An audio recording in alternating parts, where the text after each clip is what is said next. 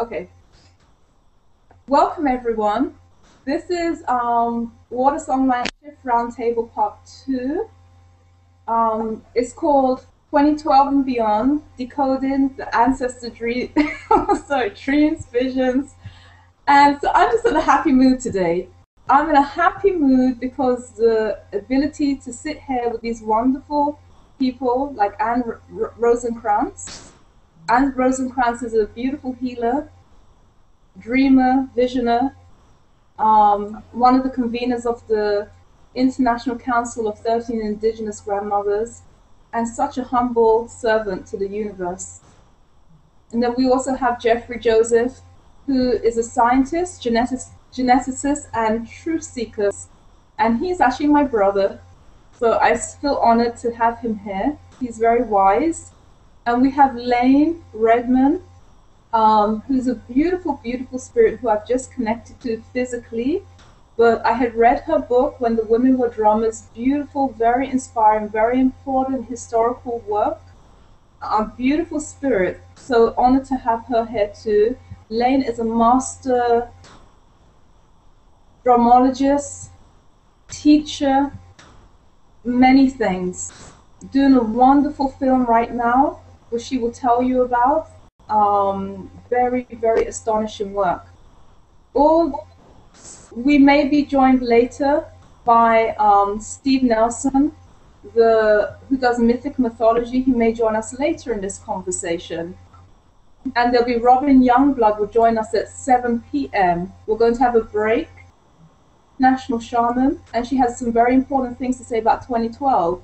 We have messages from Baba Credo Mutwa, which I promised that I would actually deliver to the world globally. So I will do that on behalf of Baba Credo Mutwa from South Africa.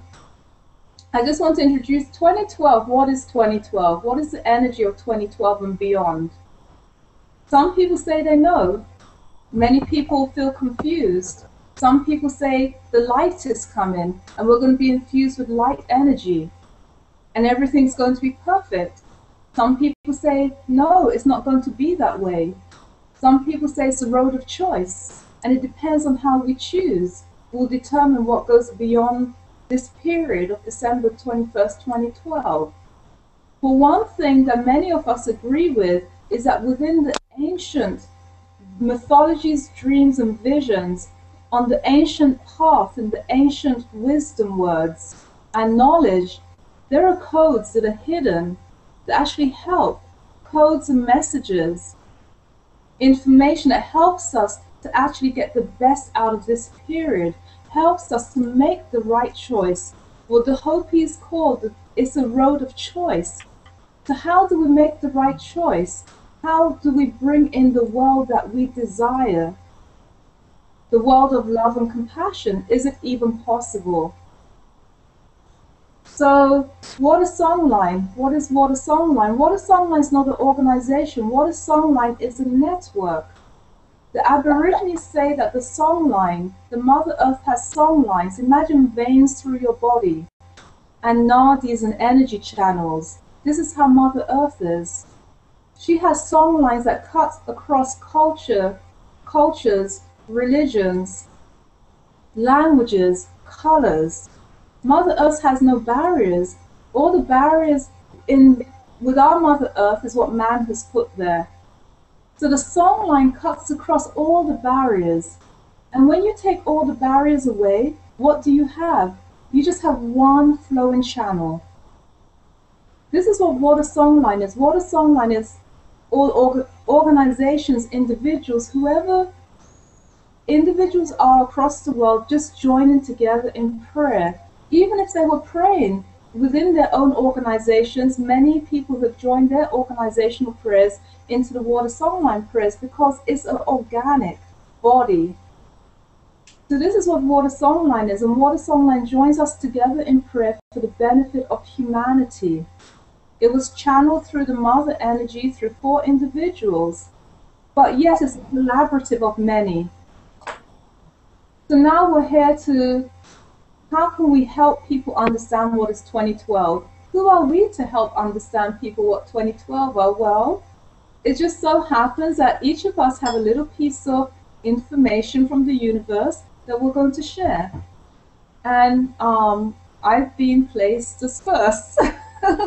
And it's a joyous, happy occasion, so I will smile a lot. And because the mother energy, where she channels through us, sometimes she's fierce and sometimes she's very, very joyful. I started my journey 5 years ago.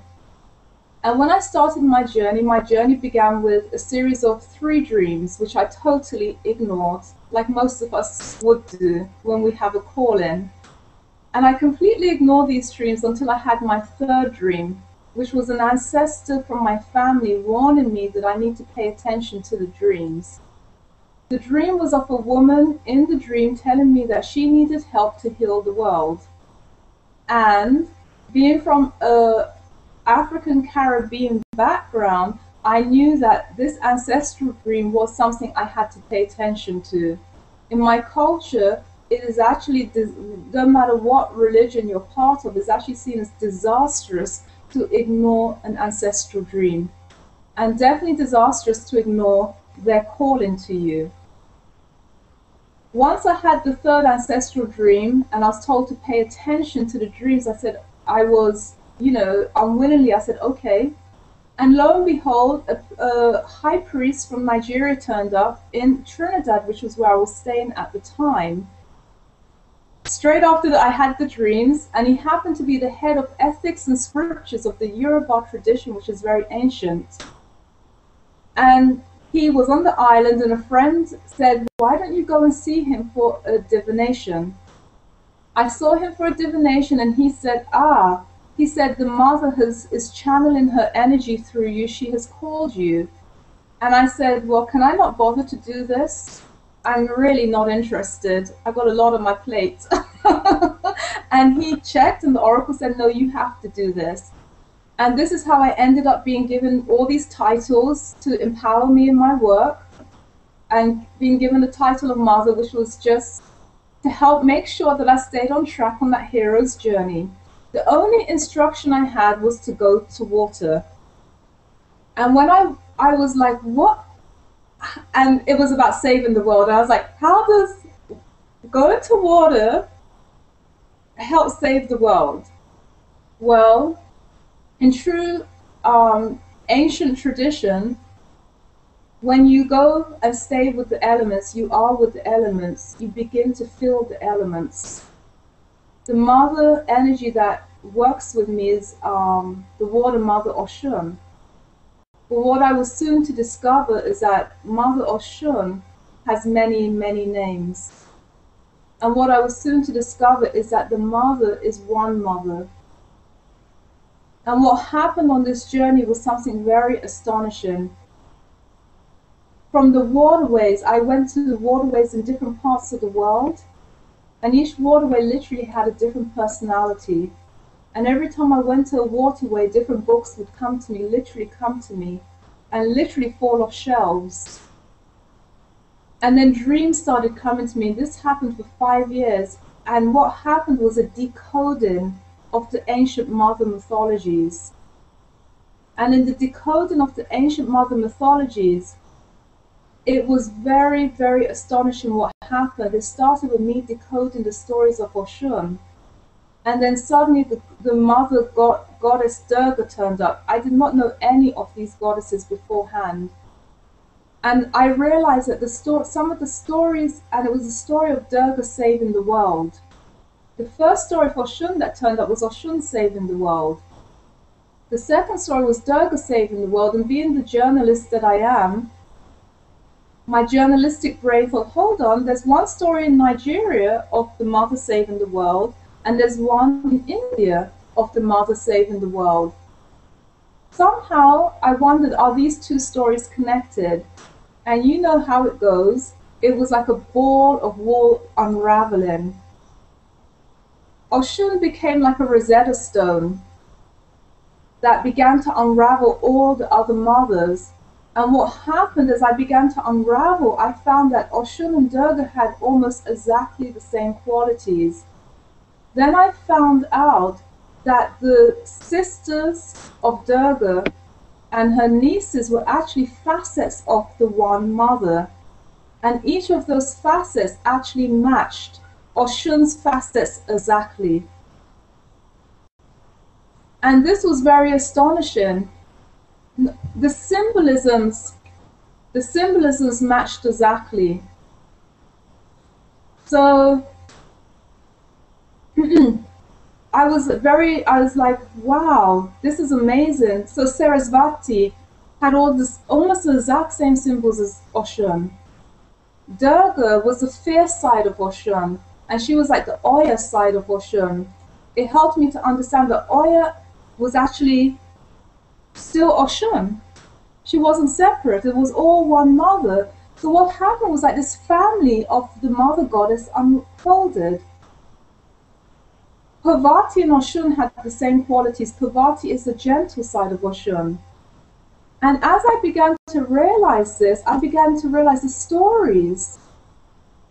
The stories that began to decode themselves were of the mother saving the world. And it began to feel like there was something that the ancestors and the mother was trying to push forward, give in this particular era. Like it was like a spiritual DNA, and you had to get to it. I wondered and then it led me to the Egyptian mother, Hathor and Sekhmet. Hathor and Sekhmet. And how did that happen? I began to think, how does Oshun and Durga have the exact same qualities? I was trying to think, who came first?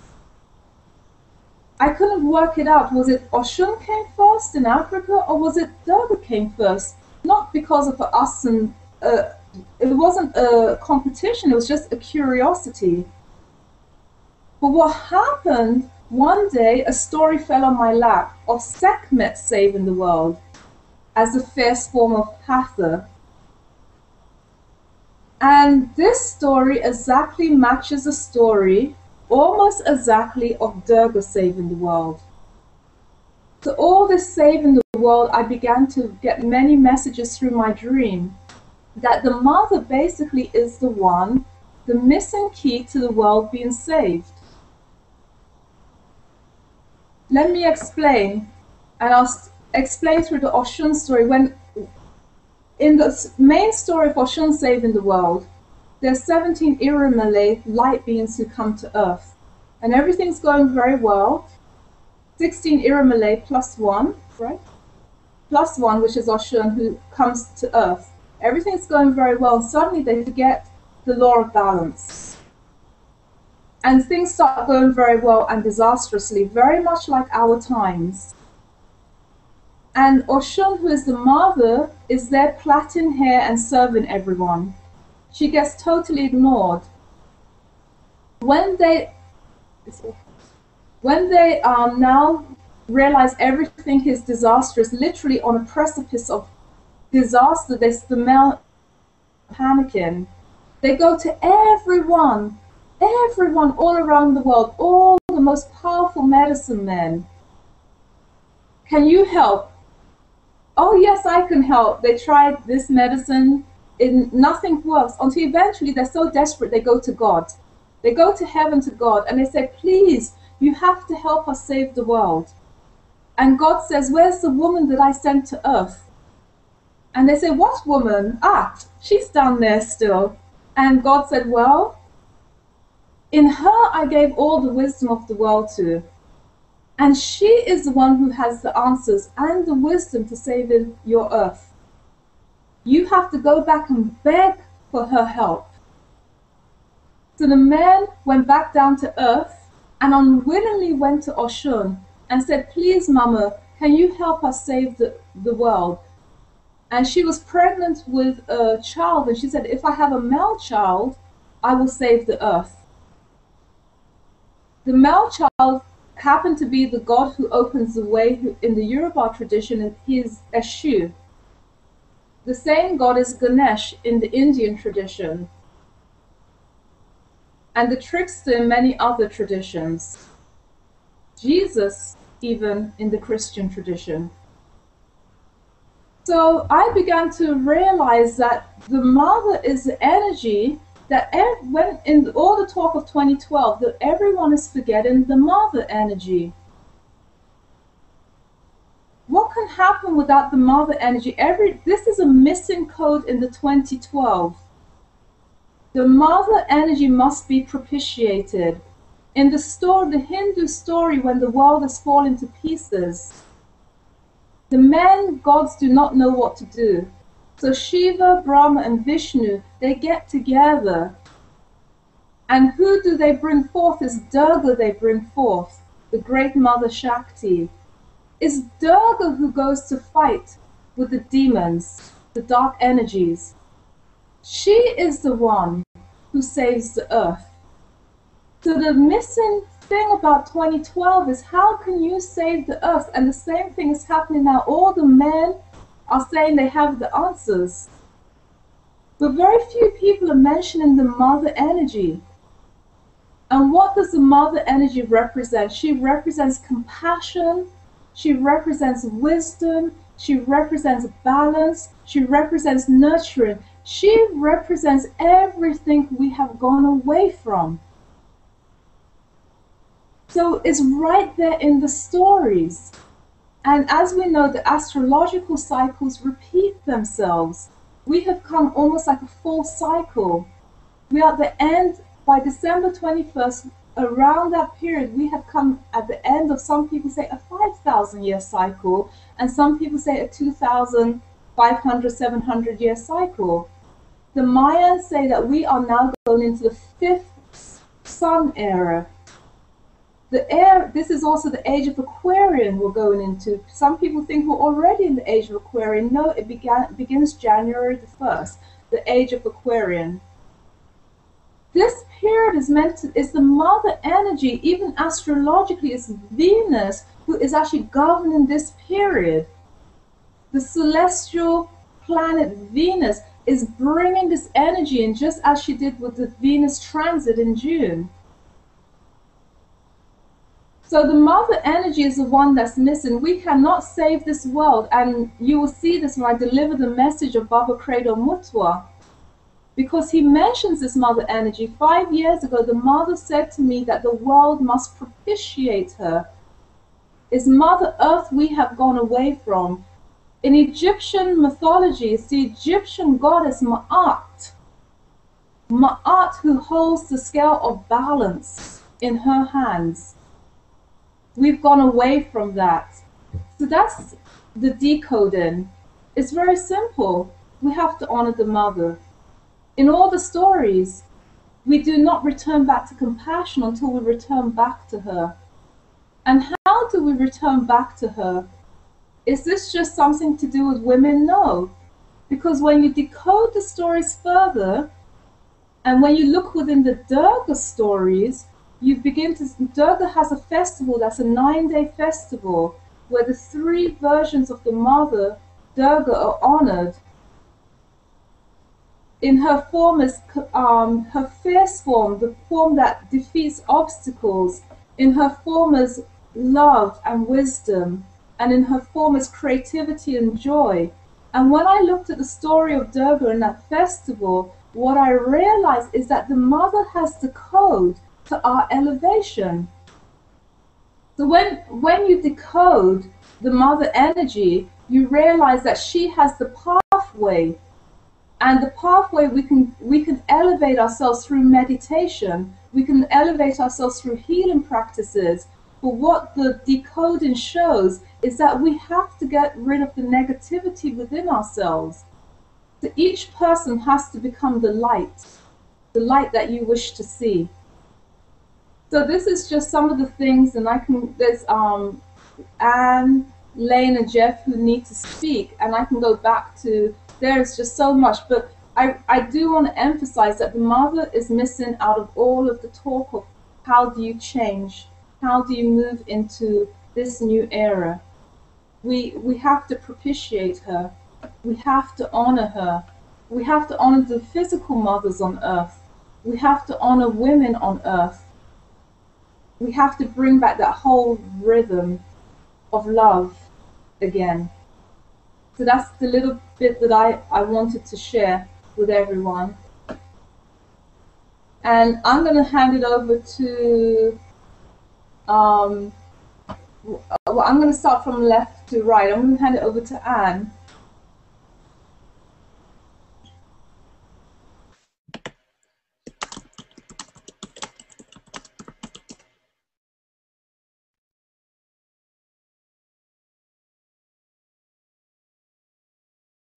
I'm going to hand it over to Layne Redmond now. Thank you, Layne. Okay. Well, I'm really glad that you spoke first because, like I said to you, I'm not focused on this date coming up as being any more important than every moment or every day in my life. I know there's been a lot of attention put to it, and I think that's good for people to think that perhaps the world as it is might not continue like it is, or that their own spiritual life may be forced to come to the fore. But I'm really thinking every day like that. I've had a diagnosis of cancer for 4 years, and it's just pushed me into that situation. And it's freed me from a lot of stuff, useless stuff. So I'm not thinking in terms of that particular date. But to hear the things that you said about many of the goddesses and as they unfolded for you, and something you said before we went live was that you were told to go to the water and listen to the water. Well, I started studying the frame drum back in 1981 on a whim, you know, just I want to do this. And I was studying Middle Eastern tambourine, and I was a visual artist in Manhattan, which means I was a waitress in Manhattan. And I was making my art in the time that I wasn't working at the restaurant. And that's what I visualized myself as a visual artist. I was making a lot of art, photography, and now I'm back very much immersed into that. But I started studying the tambourine, and I started to find out the history of it. And my teacher, Belinda Les, had collected about 200 slides of frame drummers from the ancient Mediterranean civilizations of Egypt, ancient Anatolia, which is today Turkey, Sumer, Mesopotamia, Babylonia, which is today Iran and Iraq, and the whole Middle Eastern area of Israel, Palestine, and Greece and Rome, and even Spain. So these civilizations are where we first see the frame drum being played with the hands, not with a stick. And we don't happen to have that tradition here in the United States. The frame drum is played by the indigenous people with a stick.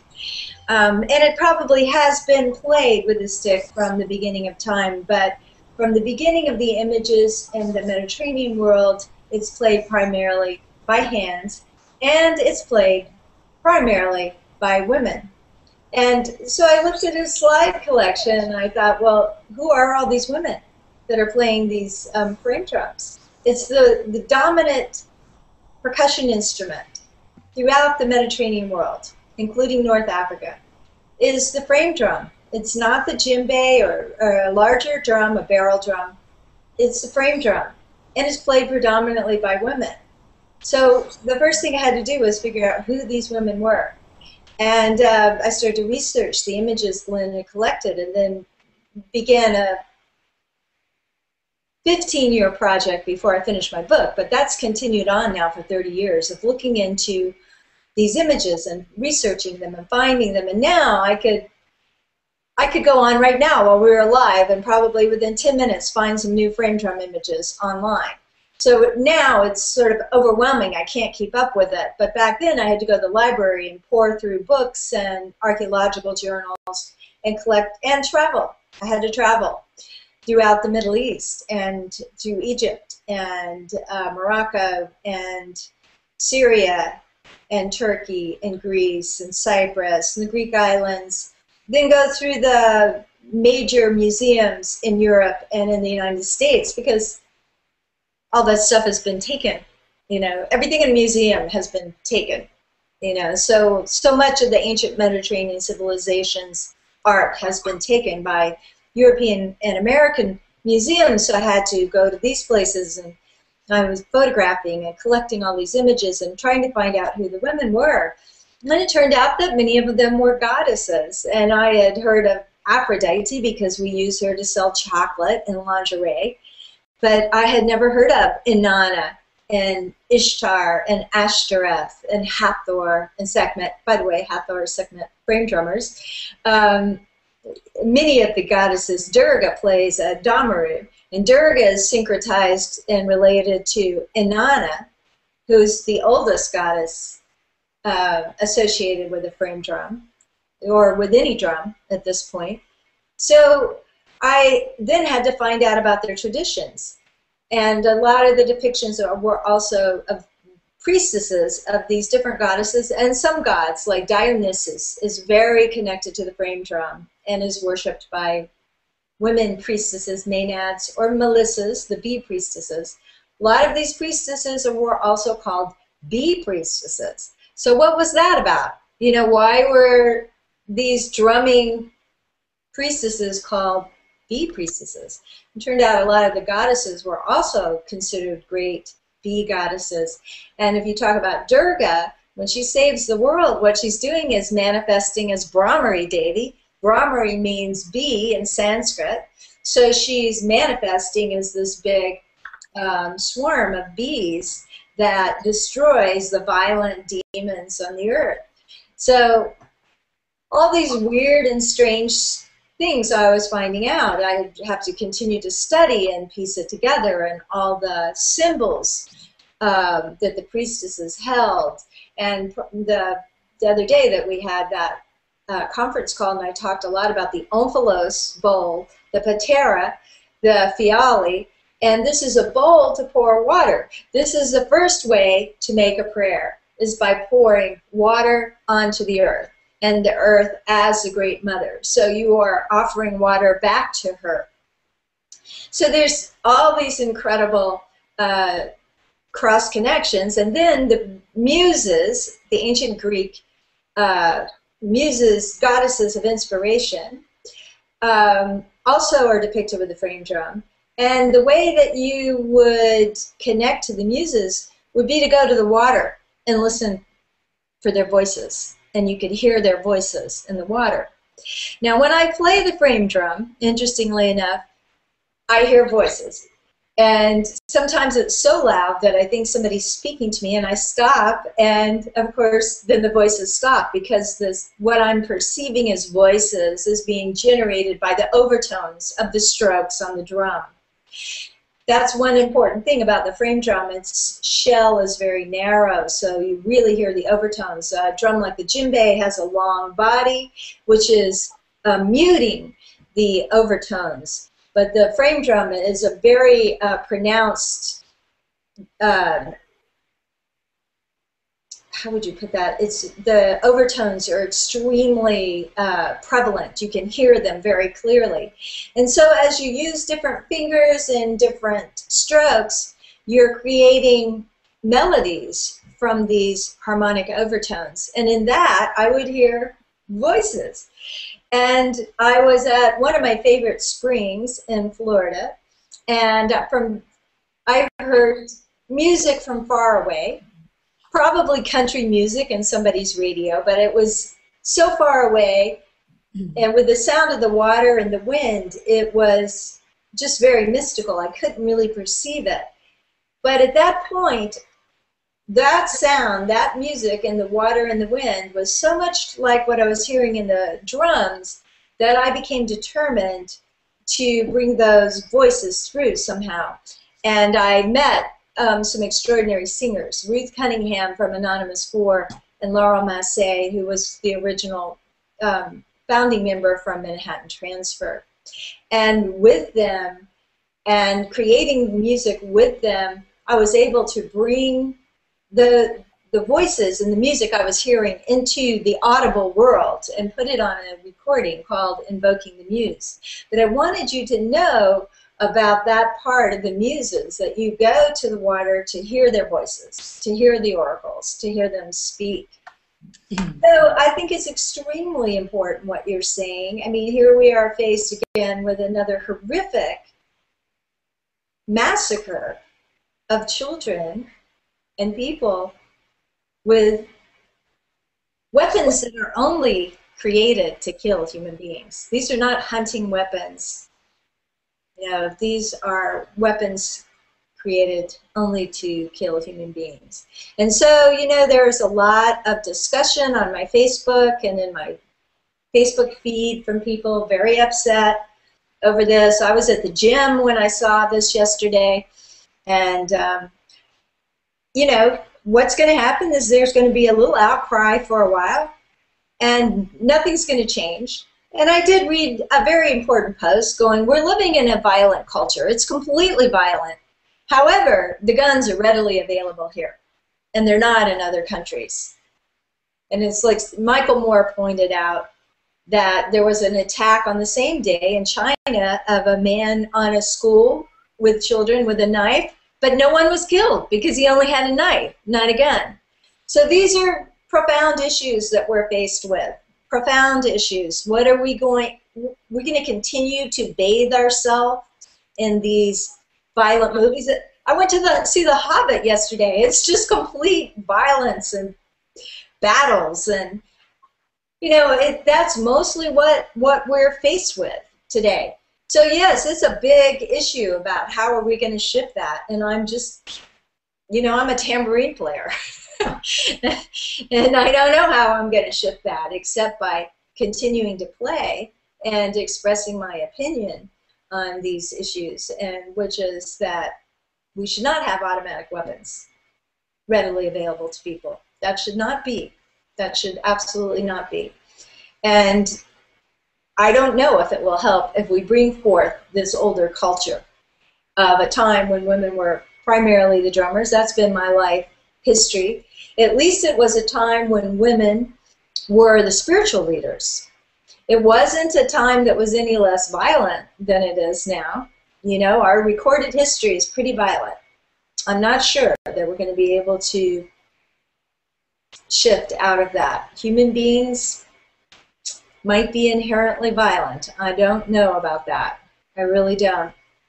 But I think that those of us who have had these things turn up in our life, these trails and these threads to women as sacred leaders, as the leaders of spiritual rituals for their community, we have to just keep weaving them together.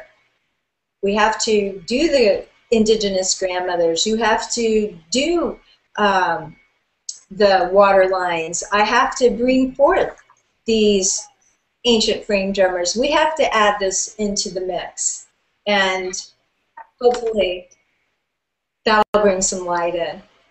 And that's about all I have to say at the moment. Wonderful. Thank you, Layne.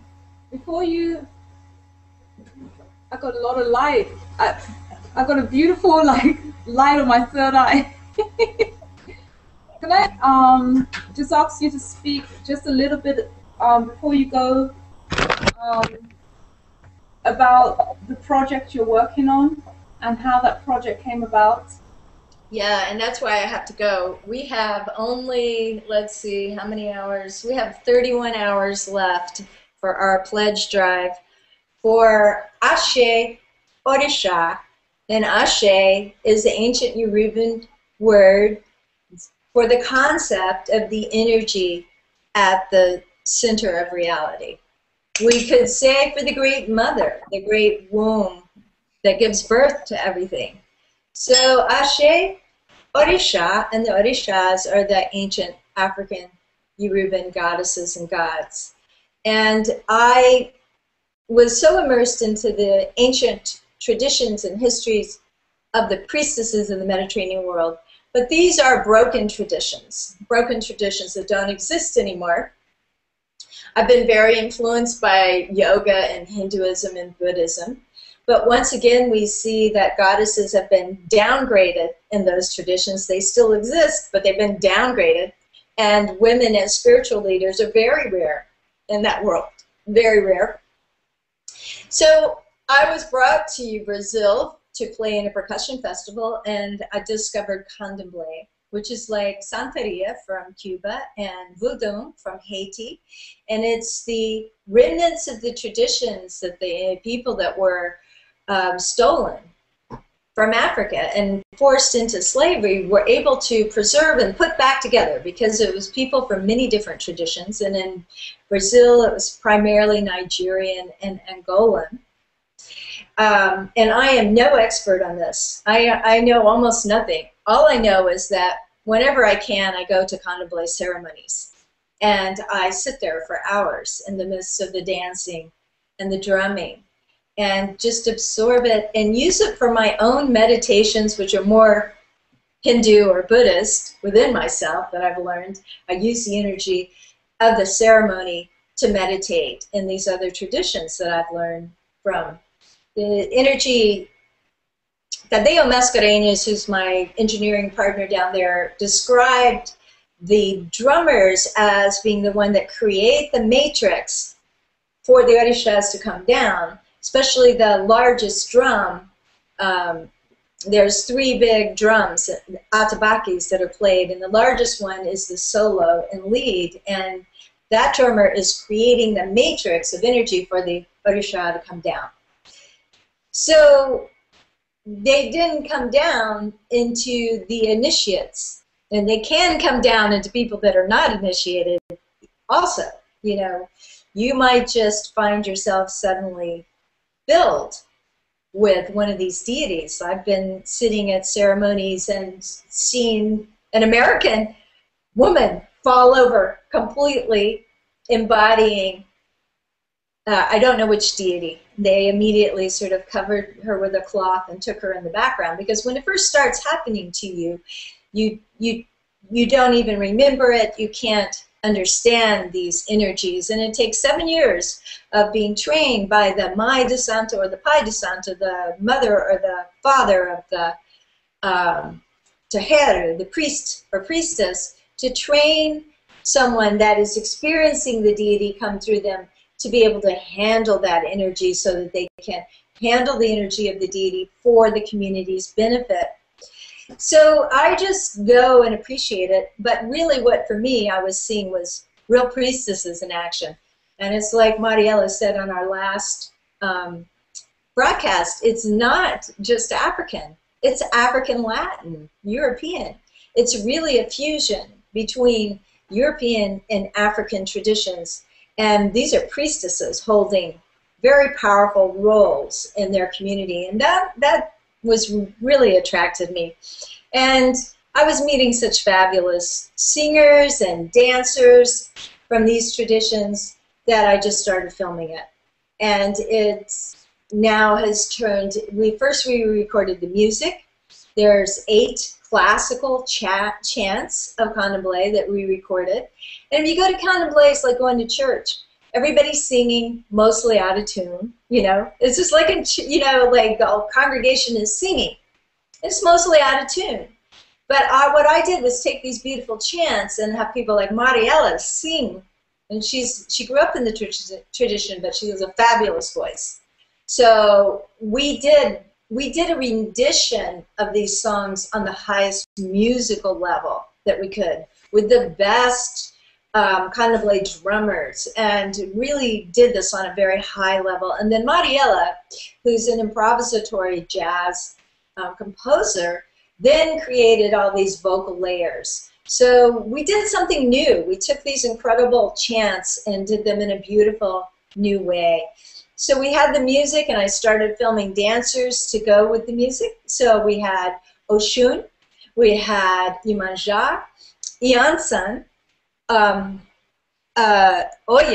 who, by the way, the priestess who did my reading, Iansan is the one that rolls my head, the fierce goddess of death and hurricanes and destructions, much like Kali or Durga or Inanna in their violent or destructive or powerful. They also clear out whatever you don't need anymore. So Iansan Oshumare, who is half the year male and half the year female, and Omilu, who I've had lots of personal experiences with, Omilu, and Shango. So these were the ones, and now we've recorded, those were the first 6, and then we recorded Oshala, who's the sort of great, calm, old, peaceful deity syncretized with Jesus, and the call, the opening call to all of the Orishas to come. So that's the music that we've recorded. We've recorded dances, not to all of them, but to most of them. And it then turned into a big film. And we are running a Kickstarter that's going to be done in 31 hours. And we have met our goal, but the more money that we can make, the better film that we can do. And of course, we did it on, we asked for the least amount that we could do it on, you know, an incredibly small budget, because we were afraid to ask for too much, because you only get money if you get your whole goal. So we've got our whole goal, but if people want the music or some of the pledge offerings, they're never going to be available. I mean, they're not, in a year after the film comes out, the music will be, but some of the pledge offerings will never be available. We're completely dedicated to our backers. And this is a whole new way to do things. We have a wave of people with us, and they're going to be with us all along while we're in Brazil for 5 weeks. We'll be broadcasting back. And, you know, I've run into a little bit of criticism about, you know, why are you, you know, you obviously Celtic European person doing this thing about African people. Well, one thing, in Brazil, candomblé is for everybody. And you'll see people that look like me there. And people are all accepted. It doesn't matter if you're cross-gendered or homosexual. It's a place of acceptance for people. It's very powerful in that sense. And I don't know if you've run into any issues about not being indigenous, or perhaps you are even, you know. So it's a little bit of this confusion as a human race that we have, where we're still dividing ourselves up into, you know, who our ancestors were that are more prominent in our appearance at this moment, when if we go back to the beginning, there was one mother, you know, and one father.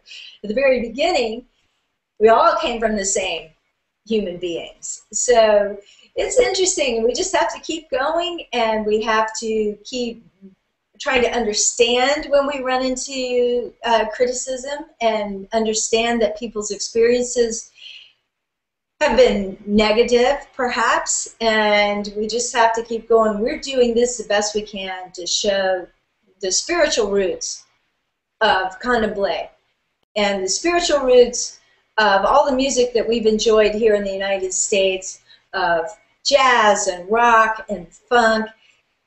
It was completely shut down. It was completely suppressed, and the drum was even taken away from everybody here in this country. So, I don't know. I'm hoping to show some of the spiritual root of the music that we all enjoy today here in this country, but particularly in Brazil. So that's what I'm busy doing today.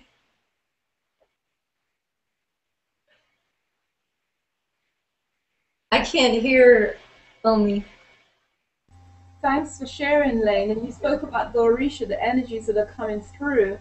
And I believe that this period we're in is about these energies actually have been trying, but more and more trying to reach us, reconnect. You know, at some point in Western history, science and spirituality became divorced.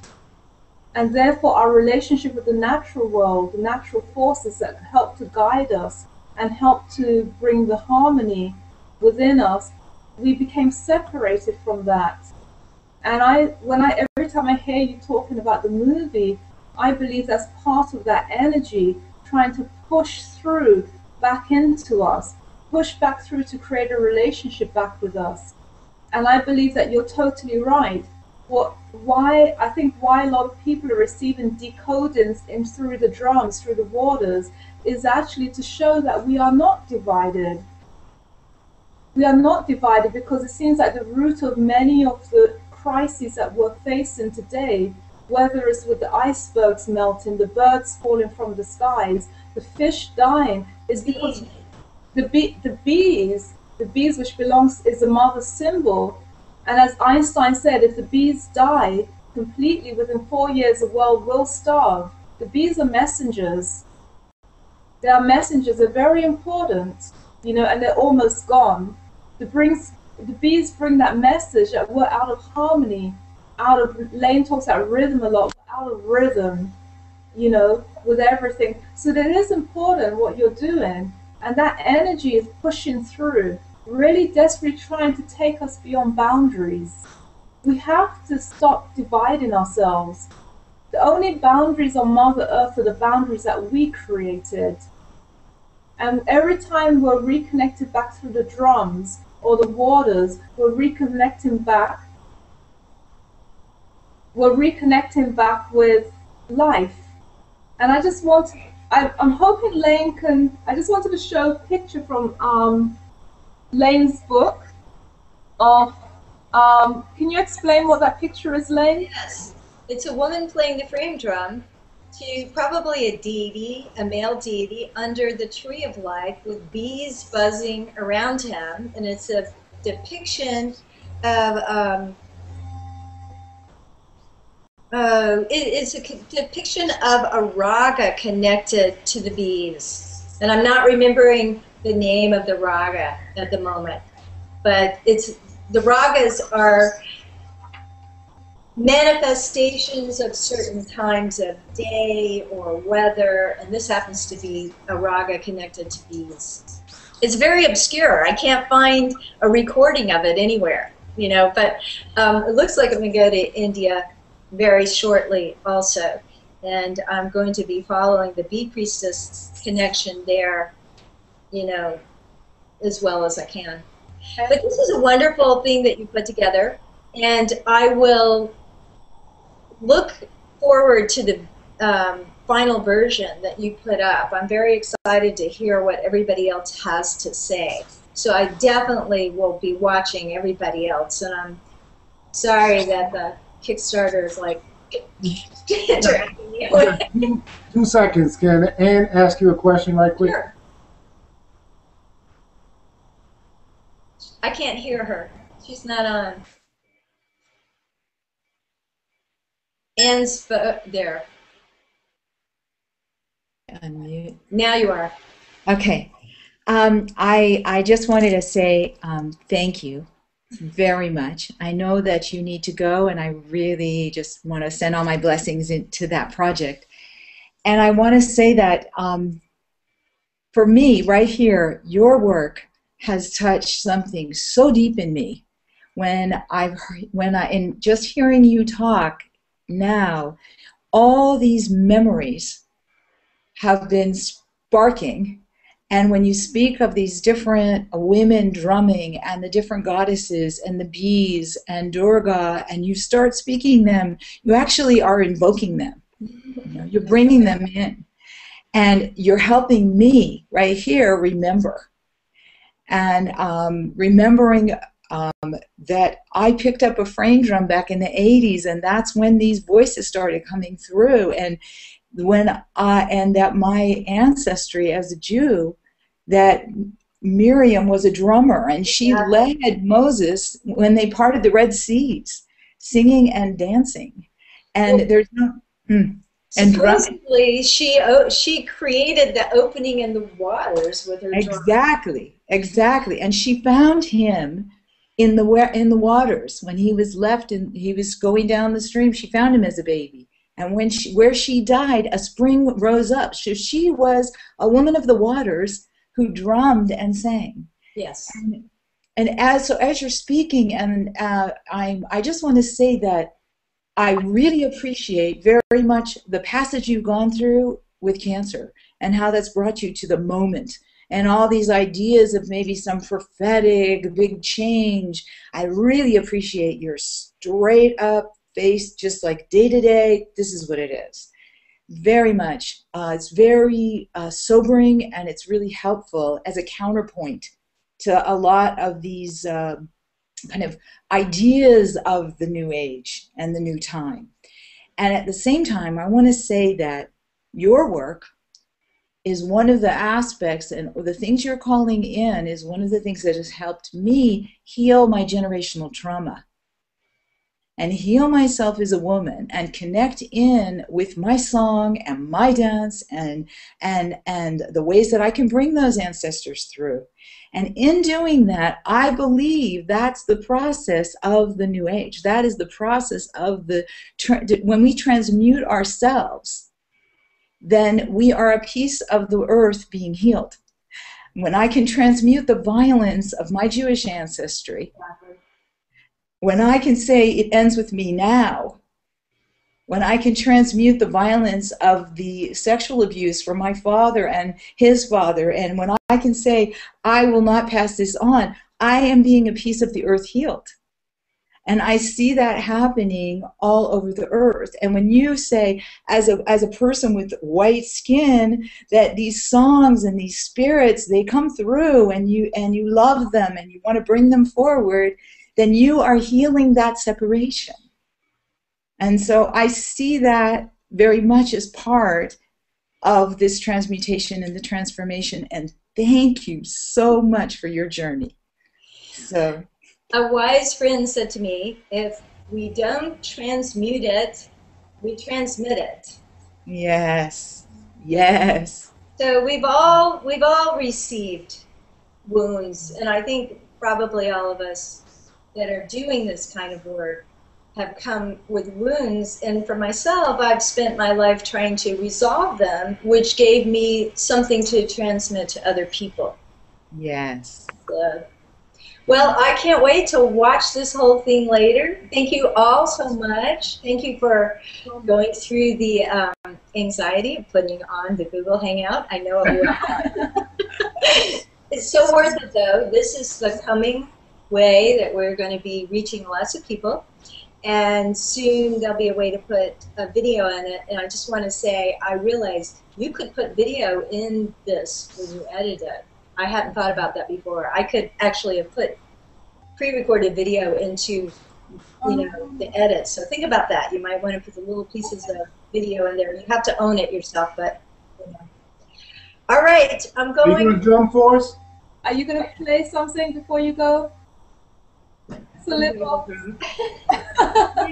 BBC interviewed me. I had to go to a special studio, and then they go, well, will you play for us? And they didn't ask me to bring a drum.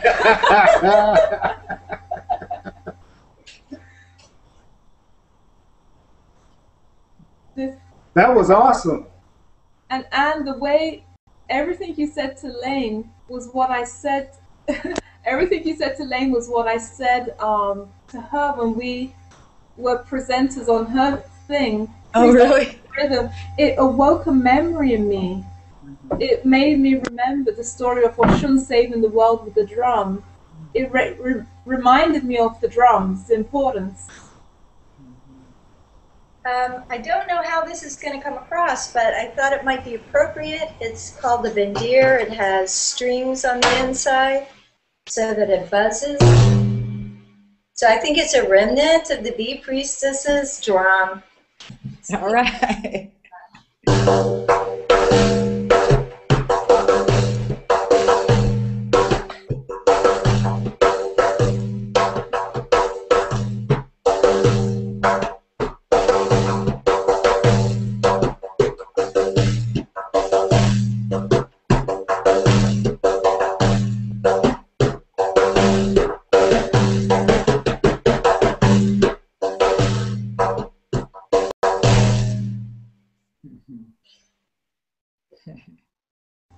That was awesome. Awesome.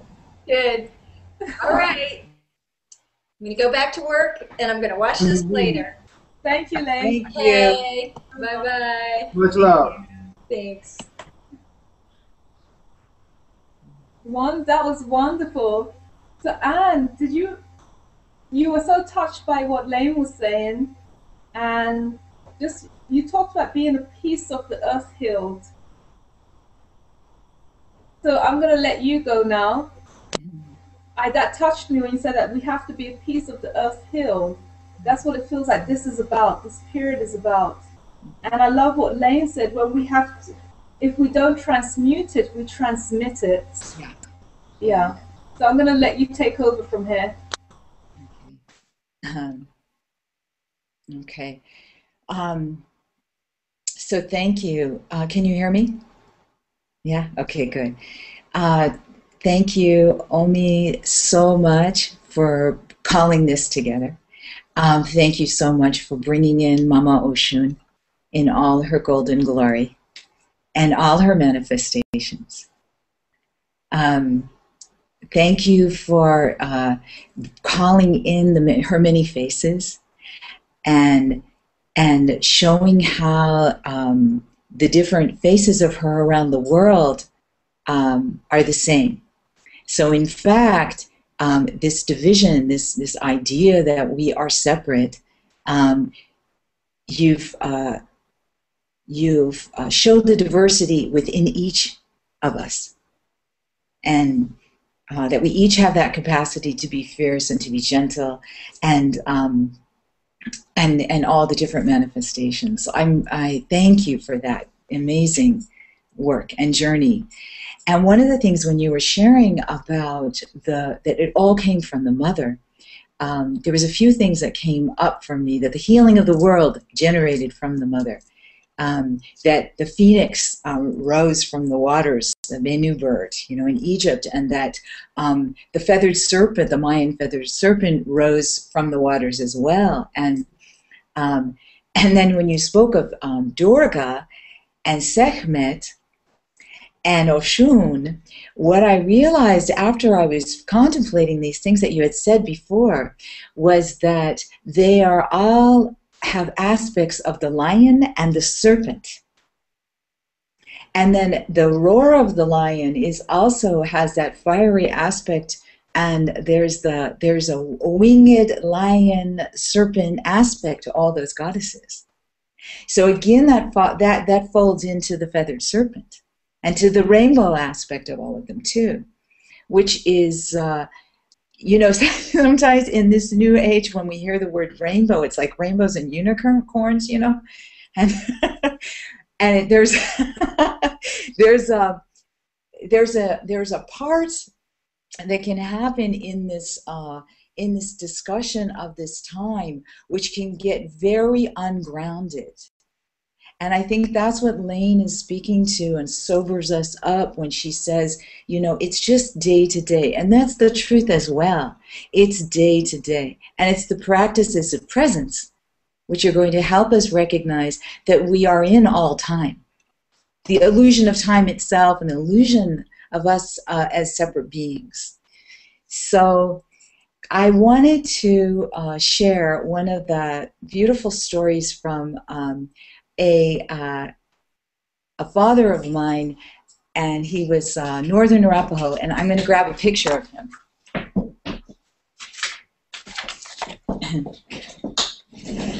I don't know if you can see it. Can you see it? His name was Pretty Eagle, and he was from the Northern Arapaho people, and he was my father-in-law, and through the spiritual traditions. He was a very dear ceremonial leader and also a keeper of the prophecy for his people. One of the stories that he shared with me was that many, many generations ago, the grandmothers of his people and the elders of his people started receiving dreams and visions. And they were concerned because the dreams and visions showed that there was going to be chaos. There was going to be an evil spirit that was going to come from the east and make its way over Turtle Island, over the United States. And it was going to disrupt the waters, and it was going to just separate the people, and it was going to take away the buffalo. It was going to destroy things. They became really concerned about these dreams because it was more than just one of them that was having these dreams. And so what they did is they came together and they prayed about it. And they received more messages, and their ancestors and the star beings, because the Arapaho people are star Star Clan, their Star Nation people. They spoke to them, and they gave them a directive. And they had them make these staffs with medicine bundles on each staff and tie them up. And they had them travel west as far as they could go. And they went and they synchronized their walk and their prayers. And then they walked west to the point where they hit the ocean, where they arrived at the ocean in different parts, up in the northern part of the Turtle Island, and the middle and the southernmost parts like that. And at a certain full moon, they synchronized and they planted the staffs at the edge of the waters. And at that time, what they were told is that that negative energy was going to come from the east. It was going to come from the east, and it was going to hit those staffs, that medicine, and it was going to come back. And as it came back, it was going to be a wave of love and light and kindness and goodness was going to come from the west and wash back the other direction. This morning, as I was thinking about our talk today, I was praying about it and I was wanting to share that story. And what I realized, and it connects up with what you had shared, Omi, is that it was the mothers, right, that saved the world. Well, what I realized is that in all these times that I've listened to that story, it's the staff hitting the edge of the earth, right, edge of the land, and the energy coming back. But I forgot, I didn't look at the ocean, at the mother, at she who is all of the tears of the world, the salt mother, water, compassionate wellspring. That's the one. When those staffs hit the edge of the earth, it was the mother ocean and her compassion. They went to her to ask for help. And it was her tears and her love and her compassion that is coming back, that we are feeling now. And these circles, it is a time of these circles. You know, my dad, my spiritual dad, and various relatives, when they first came out here to make prayers with non-Indigenous people, there were only a few circles of prayers 20 years ago in the certain ways that we pray. And even what he would share is that way back when he was in the war, he would go and he would sit on the coast here with a tin can instead of a drum. You know, they have these water drums. He had a tin can and he'd sing those songs. And 20 years ago, many different ones that came out. And now, and there was just a few circles along the coast. And now there are so many circles. There are so many teepees. There are so many prayers. There are so many sweat lodges, you know. And there are people back home on the reservations that are concerned because they need our prayers. The cultures, that energy of oppression, that energy of dominance, which is not just in the Native American, it's in every single culture. All of us have suffered it. At some point or another, all of us have been disconnected. Our cultures have been disconnected. There are some people that have the great good fortune to have been brought up with a grandmother or father or ways, you know, that go back from their own lineage. But most of us are remembering those things. Most of us are bringing them back. And I know for myself, I have a spiritual lineage. I have an ancestral lineage as a Jew and as a German, and I have a spiritual lineage that comes from my dreams. It comes from the Mother Earth herself, bringing me signs, direct, unmistakable in the physical signs coming to me. Nobody can get in between me and the fact that these ones come to me. Nobody can tell me that I don't have authority, because it's not anybody's authority to tell me that. And as much as we care about, as much as I am one of the one of the most ferocious protectors of spiritual lineages, because when we dilute them is when everything disappears. The potency and the power of these things disappear when we dilute them, because they're templates, because they have their own matrix that calls on the ancestors and calls on the spirits, and then it's enlivened, and then it's like any kind of matrix or machine. It works because it has its parts, and why would we want to remove a part from it? And there's too many people having one experience in a sweat lodge and thinking that they can run a sweat lodge, for instance.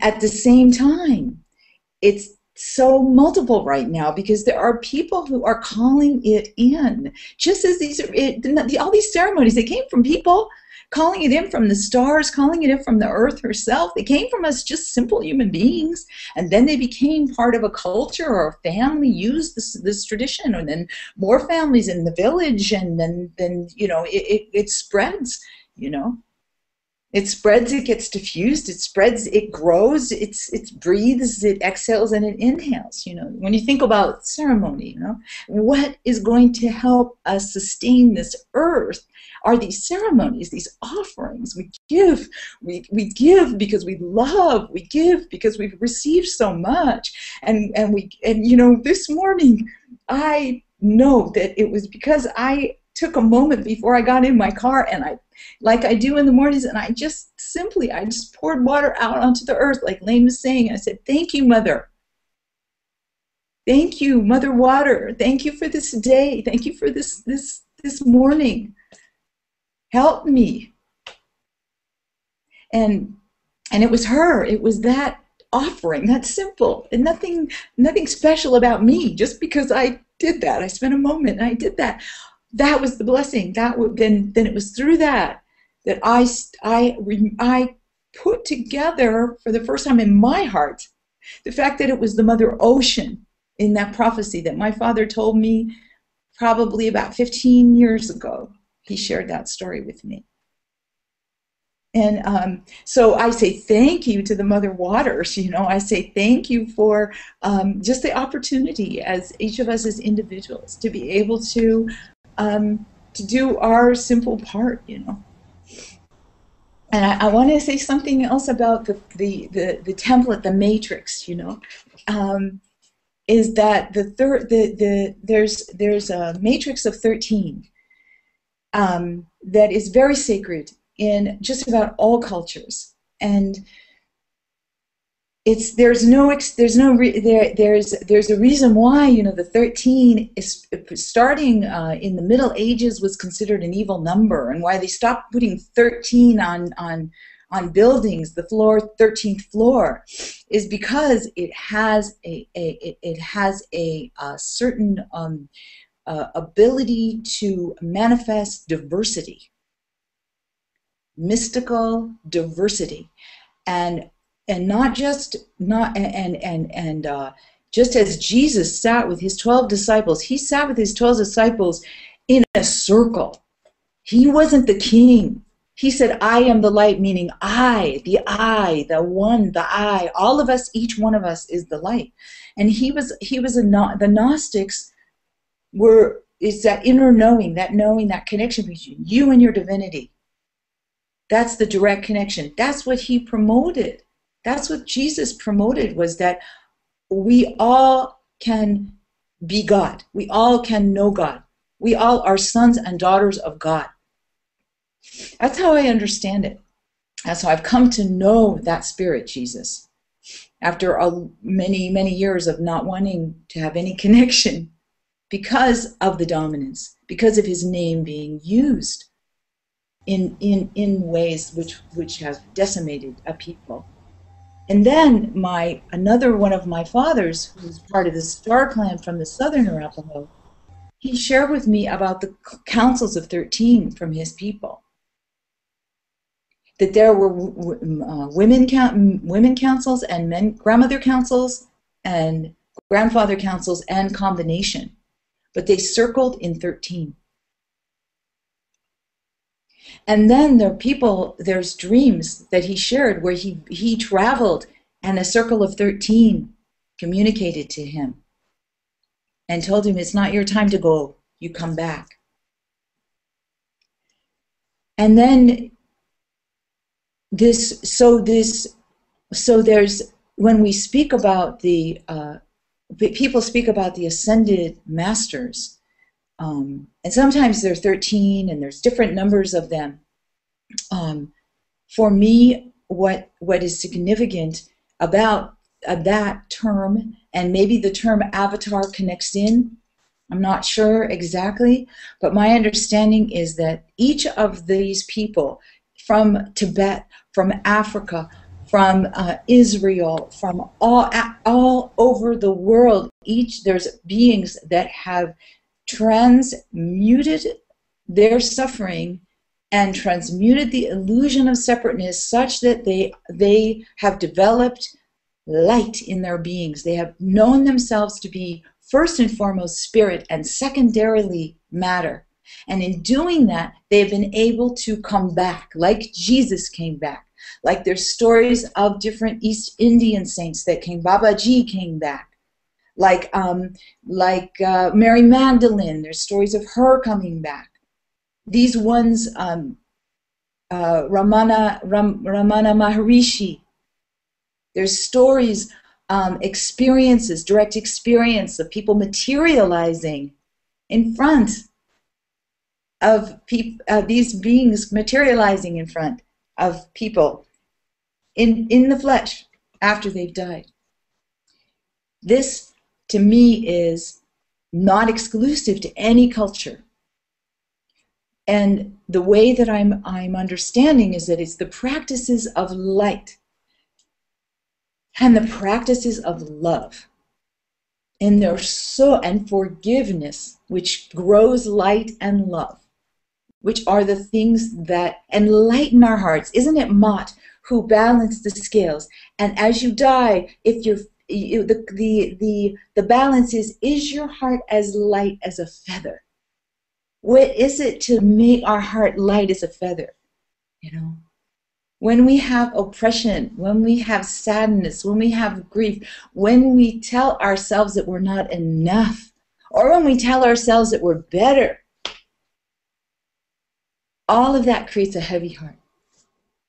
And I know for myself, I'm not there, but I know my responsibility is every time that I can think about it, to bring my awareness to that I bring love and forgiveness and kindness to my own separation, to my own limitations, to my own feeling that I am too much or not enough, or that all of these dreams and visions and all of these visitations and all of these wonderful elders that have come to me and all of these different initiations and these different names that I have been given, somehow that they're meaningless. Somehow that it's not something that can relate to the world, that there's no place for it in the world. When I have those belief systems, which are only belief systems of separation, then I call, when I can catch myself with those belief systems, and I can feel my heavy heart, then I call, whether it's through my song, through my prayer, through my offerings to the water, through my dance, through my desire to step out of the way and let these ones work through me so that there might be less suffering, so that there might be, I think about the ones who died yesterday. Those children who were taken.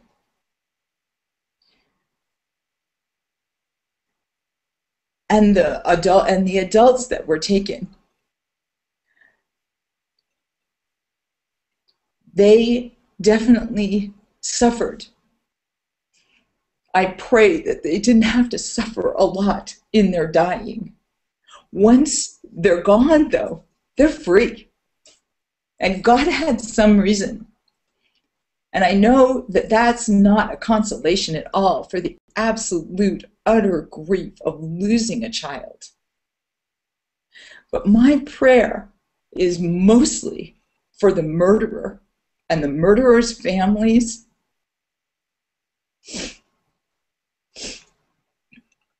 because that is true suffering. That is truly hell.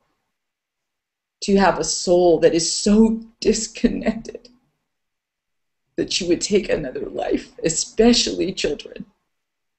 That is a hell realm I would never, ever wish upon anybody. And what brought that human being to that level of disconnection? That's the heart of the prayer for me.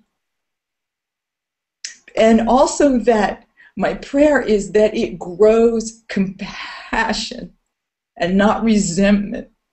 That it grows in every single person that's touched by this, that it grows more love, more tenderness, more ability to open our heart and care for one another and not let someone be disconnected. Not allow that in our world. Pray for the ones that are mean. That's what, the Dalai Lama says. Our greatest teachers are the ones that are unkind to us, that are our enemies.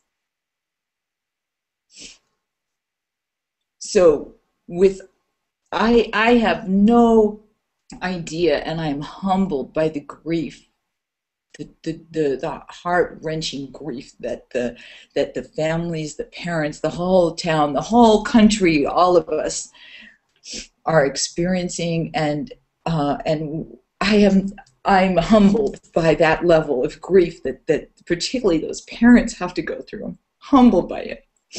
I've never had to go through it, and I'm humbled by it. And but it's like when, after 9/11, when I heard that some of the family members of the ones that were killed, they asked that the family member that died, their name get put on a bomb to go and kill people.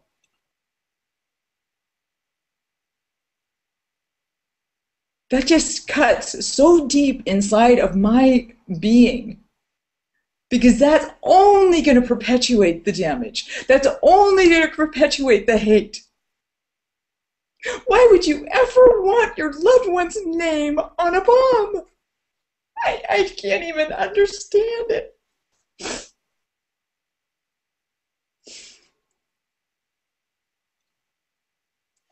So I didn't realize I was going to go on all these different directions. It's and the mother is definitely pouring through me right now, and I appreciate just the opportunity to be able to share, and I'm grateful. I'm grateful for this time. That where we can practice more love, and we can. I truly, for me, it's not just an idea that there's. It's not, this 2012 summer solstice is not an idea. There's actually something physically in the astral, cosmologically happening with the sun in the center of the Milky Way, and that's a 26,000-year cycle. Whether we catch the opportunity is up to us. It's really up to us. It's like Baba Credo Mutwa says, there's tremendous potential for names on bombs. And it's up to us what we're going to do with our suffering. each one of us. And that's where I come back to Layne. It's true. It's right here, right now, today. If I don't have my heart and mind and body in line, nothing that I say or do or whatever is going to have any consequence. It's all going to be a reflection of what I am already. So, yeah, I believe in prayer. Prayer is a manifestation of kindness in our being, and it makes a ripple out into the world. So, that's I could probably go on. And I'm just grateful for the opportunity to say this much. I hope it's helpful. I hope it's helpful. That's the most important thing.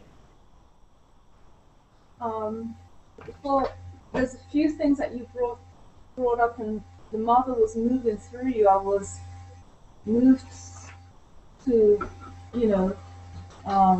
just speechlessness. Wow. Before we continue, because I had wanted to work this in somewhere, and it naturally has happened, I wanted us to bow in 1 minute of silence for the children and the adults who died yesterday. It was a terrible, terrible. I was crying. Actually, I almost had a nervous breakdown, and felt hopeless for the first time in a long time, and I was in despair.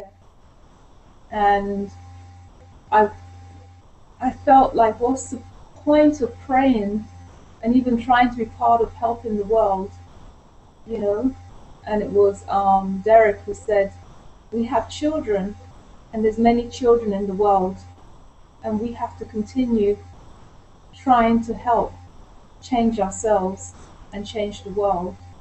So the suffering, I said to him, that suffering reminded me of the suffering seemed to symbolize symbolically symbolized in a real way where we have got to, and that it did bring a message home to me about where we need to get to. So I just wanted to bow in 1 minute of silence. Thank you. For all those who suffered, and for not just the children or the adults, but actually all the children around the world who have suffered in all the wars, in the name of religion, traditions, all the women who have suffered, and all the people who have suffered from greed and just cruelty and coldness of the heart. The minute of silence will start now.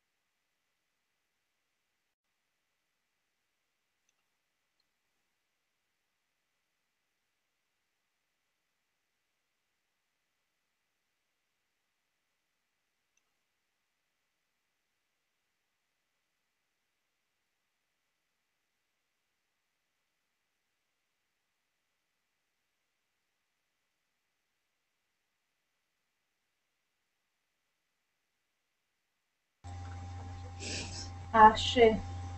Ashe, thank you. Interestingly enough, that minute of silence happened exactly at 5 o'clock. Oshun time, that's the mother's number, 5. Venus forms a pattern, I think, when she dances with the earth or around the earth, and she forms a five, is that true? Five petaled flower that looks like a lotus. So a lot of significance. Thank you, Anne. You mentioned the waters, and your tears were the waters of the mother, wetting us with her compassion.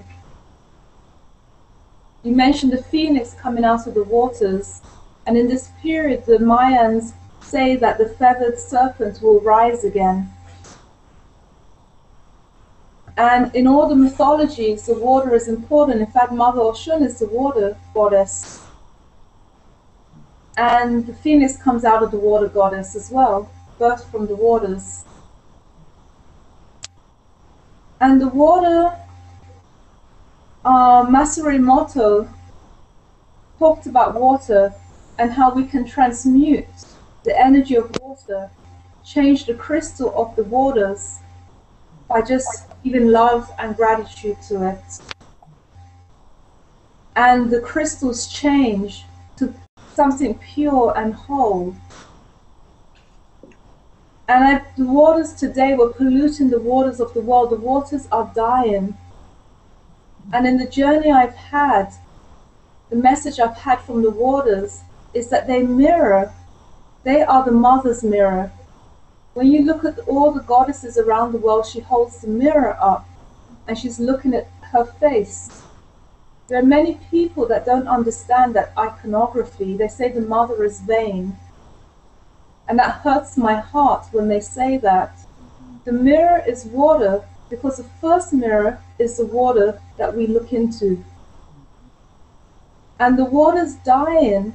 The message I receive from the waters is that the only reason water is dying because it's of our lack of compassion and our lack of care towards the earth and each other. So the water which around the world, all around the world, the water is seen as a mother, whether it's in India or Africa. In all the traditions, she's the mother. So the water is holding up the mirror. Our physical water is holding a message for us to return back to compassion and love again. So that's why the Mayans say the feathered serpent will rise at the end of the year. The feathered serpent is the Bennu bird, as you said. So the Bennu bird will come out of the waters of our compassion. We can transmute the energy, the negative energy that's happening on this earth. So the phoenix rising is representing rising from us, our waters. And that's why I think Dr. Emoto Masaru's experiments were important. That was a message from the waters. And that's why when you pray to the water, I think it's an accelerated way of changing the earth. Because as you pray and give gratitude, you change the waters first within yourself. And you change the waters in the atmosphere. And you change the waters of the land. And the phoenix can rise. And so another thing that you said, Anne, was about transmuting things to become the light. And when Jesus became the light, he was the light. And I penciled that and underlined that. They came back.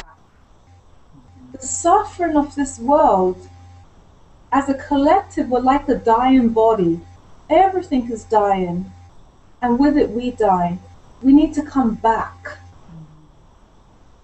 We need to become the light beings that we are, the light hearts that you mentioned.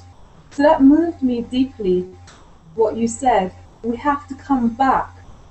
The WaterSongLine prayer is called the Return of the Light. So that moved me as well. And you said, the water is a very important key.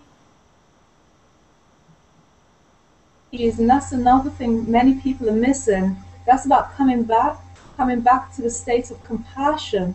The mother iconography, most of the mother deities hold water in their hands, a pot of water. And Hathor, the Egyptian goddess, from which a lot of these mothers came from, Hathor is the tree of life. And she stands in that tree of life. And from that tree of life, she pours what? The water to nourish the dead soul, so the dead soul can renew itself and live forevermore. So we have to re-nourish ourselves. So I just bow deeply to you. I'm so moved by all the stories and what you said. And I just wanted to ask if Derrick or Jeff has any questions for you.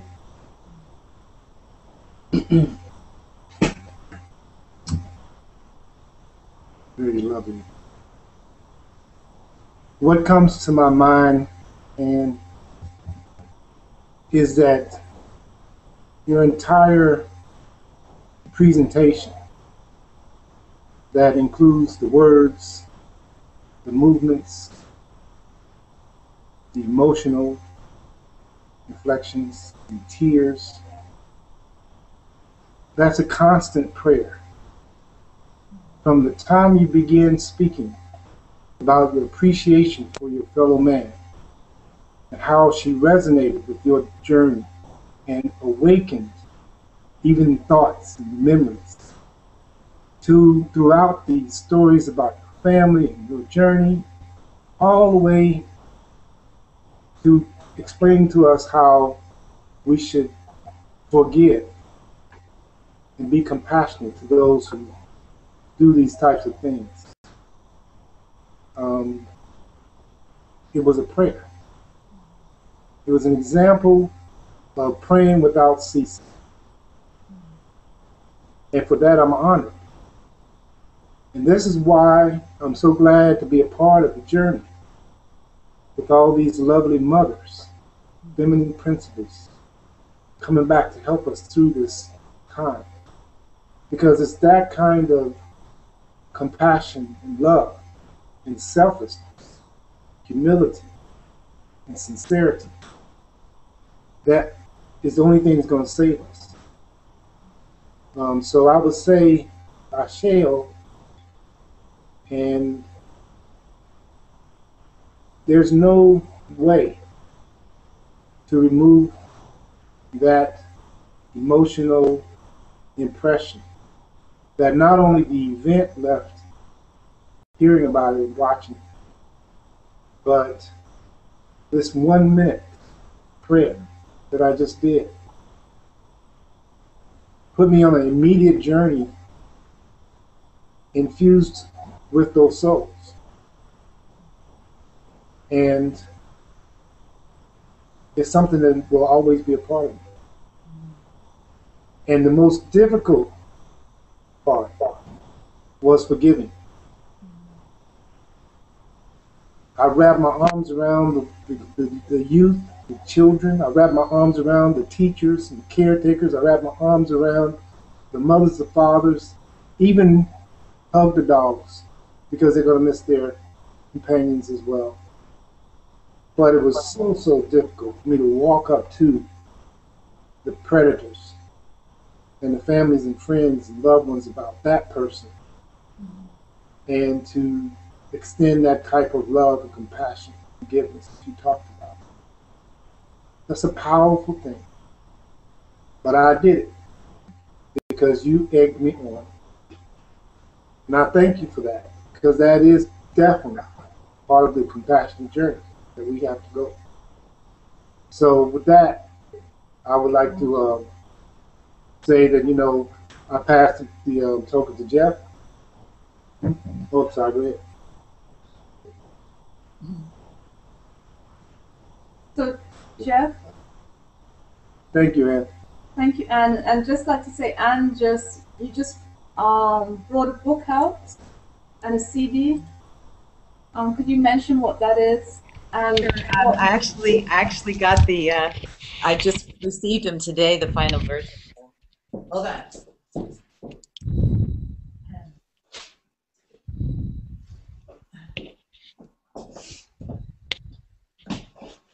But did Jeff? Did you want to say something? I was just going to say thank you, and that was really touching.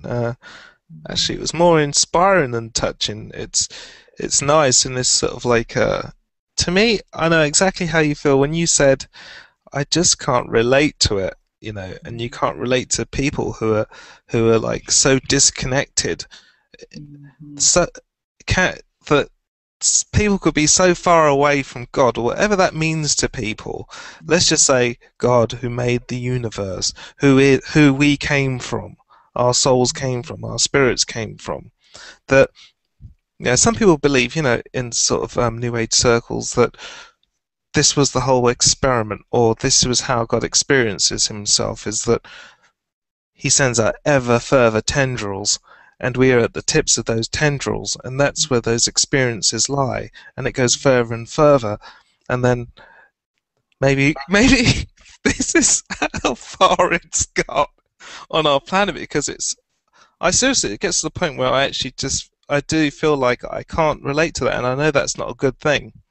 It's not good because I think, especially for me, but I think anyone who is spiritual, and anyone, it's not just spiritual, it's anyone who is actually working here at the moment to try and turn things around. And it may be hard to see how that's done, and sometimes I do just think, I don't know, because it seems like, you know, it's really lovely hearing you speak, because it's like echoing some of my own thoughts and the way I think about things. But that's such a rare thing. You know, you could talk to people, and, you know, just a random mix of people from the street have absolutely no idea, but worse, no interest whatsoever in that side of things. And you know, and it's really, it's painful when you see people. You can see their pain. I don't know if you're sort of empathic. You totally are an empath, you know. But you can feel it. You've got to sort of like sort of like switch it off a bit or turn it down. And, you know, it requires some discipline when you're surrounded by people who are so really, really disconnected, and you want to help them, and you go out of your way to help them. I have when I was younger, until I knew better, and that is, you know, you can't force help on someone. You know, you just can't do it. You know, even if you see they're in pain, you just, and, you know, it's just a part of you. That's what you do. It's an automatic reaction. You know, you can't. People need to get help, but I don't know. I don't know what the answer is. I don't know whether 2012 is supposed to be, okay, two things here. One is something needs to change here, and the way I see it is, if it doesn't, the change is coming anyway. You know? It's not for us to decide. All we can just decide whether we're on the boat or not on the boat, but the boat's sailing. You know, so it's a difficult one. It's like, because I think, okay, we need to try and maybe I'm projecting too much in the future. We obviously need to be more unified. Okay, how you do that is difficult under present circumstances, because everyone's at such different levels. You know, some people think that will be through disaster. There may be some other event which doesn't necessarily involve a disaster. I mean, you know, there are people who would think that a big event that would cause such elevation, or us to think in such a different way to the way we thought before. For instance, if we knew, for instance, that there were other star beings. Now, I think, to me, it's just obvious. I'm sure to you, that's your whole belief system. It comes from that, you know. But to a lot of people, that would be the thing. You'd have to think differently. Could you imagine what that would be like? You'd think, you know, people still think we are alone on this planet. In the whole universe, we're the only life. That just doesn't even make sense to me. Could you imagine if you found out, or people found out, that we were in a teeming, not only galaxy, but universe, teeming with life all around us? Oops. What is... Sorry. something's just popped up. The light. What is that? I don't know. But you do look blue. It's just it's got a robot in a bed saying, "Are you still there?" And I've got to press, and I've got to, and I've got to press. I've got to press yes. Apparently, there we go. Was that you, Olu? Was that you? Okay. But yeah, I mean that would be a game changer because everyone's going to react to that differently. But it puts everyone outside of their automatic comfort zone. You know, it means you have to think for yourself and how you're going to respond to it. That's one obvious thing I can see. I don't know how that would turn out ultimately, but something like that. I hope it's not going to be a disaster. I hope it's not going to be more death. And yet sometimes, you know, I remember from a very young age, I don't know where it came from, I just constantly just thought there's going to be a great division, there's going to be a schism. And it was just something I think I was quite sensitive as a kid, but I could see there are just generally two people in the world, and there's everything in between. But like, there are people who just want to get on with their lives, and you know, don't have to be rich.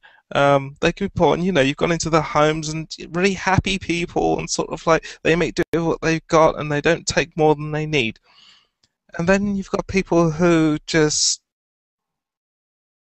feed off of that, and have all these things, but they're still not happy. I don't know. It just seems like I do feel that sometimes, and it's hard. It's like it's a big gulf. It's a big gulf, and I don't know. This was a hard one because I pride myself on my troubleshooting abilities in the sense of I love problems. I love sort of like thinking it through, and because if I have to get out of the box for it, I love it. I'll go out of the box. But this one has really got me sort of stumped as to how that can happen. So maybe that's why the mother stepped in, right? It's just like it's when she steps in, you know you're in trouble.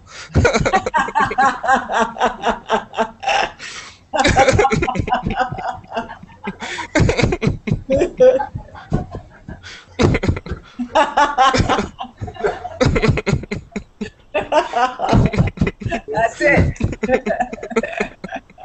Right.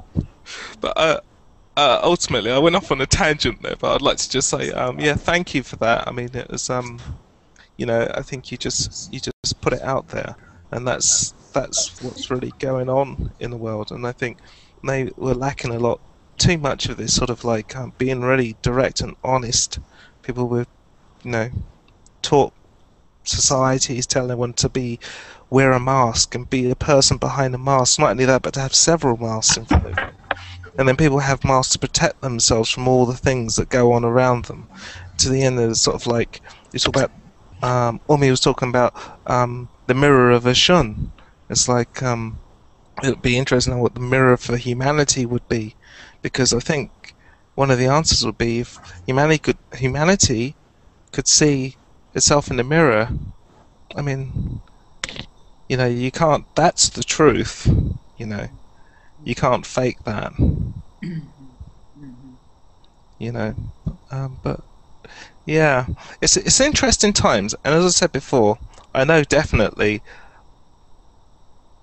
I might not know what my mission is, but I know me, and I know I came here at this particular moment because this is very possibly the most interesting time on this planet.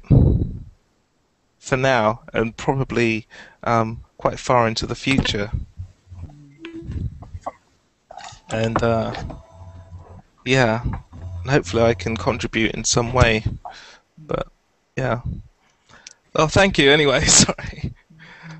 Yeah. I'd like to ask Anne a question actually, because the last thing sort of, it wasn't really a question at all. Was it? But I was just thinking about the relationship of the star beings to the indigenous tribes in America, and I was wondering, because I've heard quite a lot about this, but it's quite mixed, but it seems I'm not sure if there's a single source for it, or whether it's independent experiences for all the different tribes. Mm-hmm. Yeah. And Yeah. okay. So, yeah. So, Stories passed on from. yeah. Yeah. Every tribe, Mm. and even probably clans within the tribe, are going to have their own understanding and their own relationship. Sure. Mm. And I have my limited understanding from a few places that are not just from Native America, but from Africa and from different traditions. Mm-hmm. And you know, for me, I'm the kind of person that I have to not only have a dream, but have, you know, something in physical life happen that verifies that. And the pieces, I need to get really knocked on the head, you know, for me to accept something in my spiritual and physical life, you know. And you're discerning. yeah, well, I mean, you know, Yeah. because I have a very rich spiritual life, Mm-hmm. and it's easy to be consider oneself, or to be considered crazy. Like, you have your own kind of world, you know. Okay, great. Well, the spirits told me, whatever. And so for me, to have the spiritual confirmation and then the physical confirmation is really important. Which that anchors my Absolutely. my memory, memory of who I am and my understanding of who I am. And I talking to my star sister, grandmother Florida Mayo, she shared about how the Mayan priests at a certain point were arguing and competing about what was the best star to have come from, you know. And so no matter where you are, there can be spiritual competition. It's not like this Star Nation or whatever, that's all groovy, you know. It's like it's all perfect and full of love, you know? And yet the way that I understand it is that the message from the Star Nation is one of love. It's one of manifesting love, and bringing that to this realm. That's been my experience, you know. Yeah. Not just what I've been told, but that's been my experience, that I get help that way. And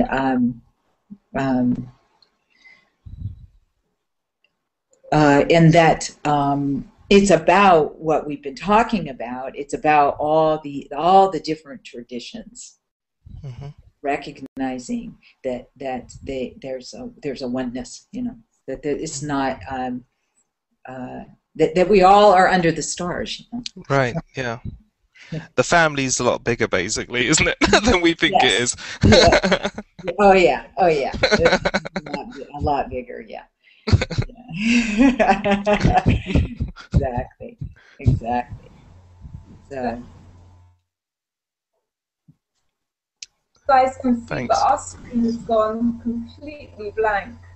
Really? You can see it? You can't see a thing. But I wanted to ask Dan if you could maybe share a song and share a little bit about the book you wrote and how it came through and why. Okay. I'd be happy to. Thank you very much.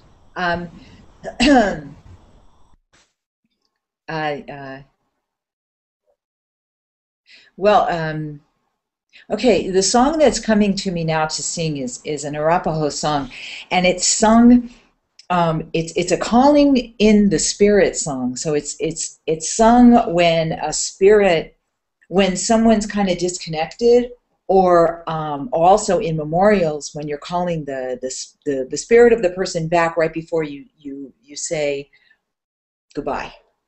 And so it's the song that's coming, and so I want to honor that song wants to come, and so perhaps it's for us to bring ourselves back, to bring our spirits back. Hey, hey, hey, hey, in Norway, oh. Hey, hey, hey, hey, in Norway. Hey, Anna, in Norway, oh. Hey, hey, hey, hey, in Norway. Hey, Anna, in Norway, oh, Ina, hey, ne, oh, hey. Hey, Anna, in Norway, oh. Hey, hey, hey, hey, in Norway. Hey, Anna, in Norway, oh, Ina, hey, ne, oh, hey. Hey, hey, hey, hey, in Norway, oh. Hey, hey, hey, hey, in Norway. Hey, Anna, in Norway, oh. Hey, hey, hey, hey, in Norway. Hey, Anna, in Norway, oh, Ina, hey, ne, oh, hey. And right now, the CDs are being delivered to the front door of the CD that I made. Hold on.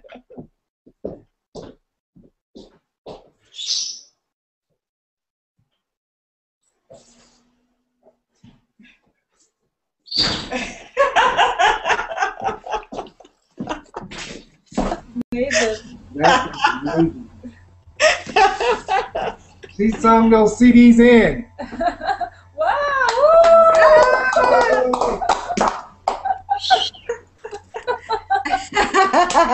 And so the next topic that you asked me to speak about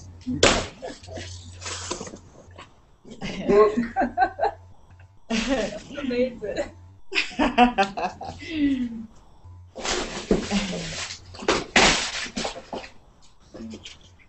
Excuse me for a moment.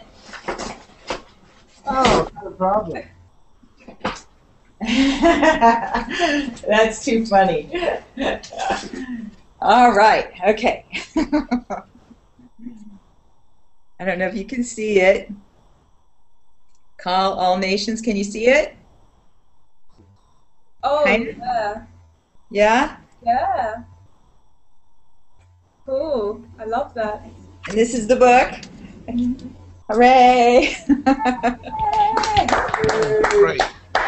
Beautiful. So What's around the edge of the picture?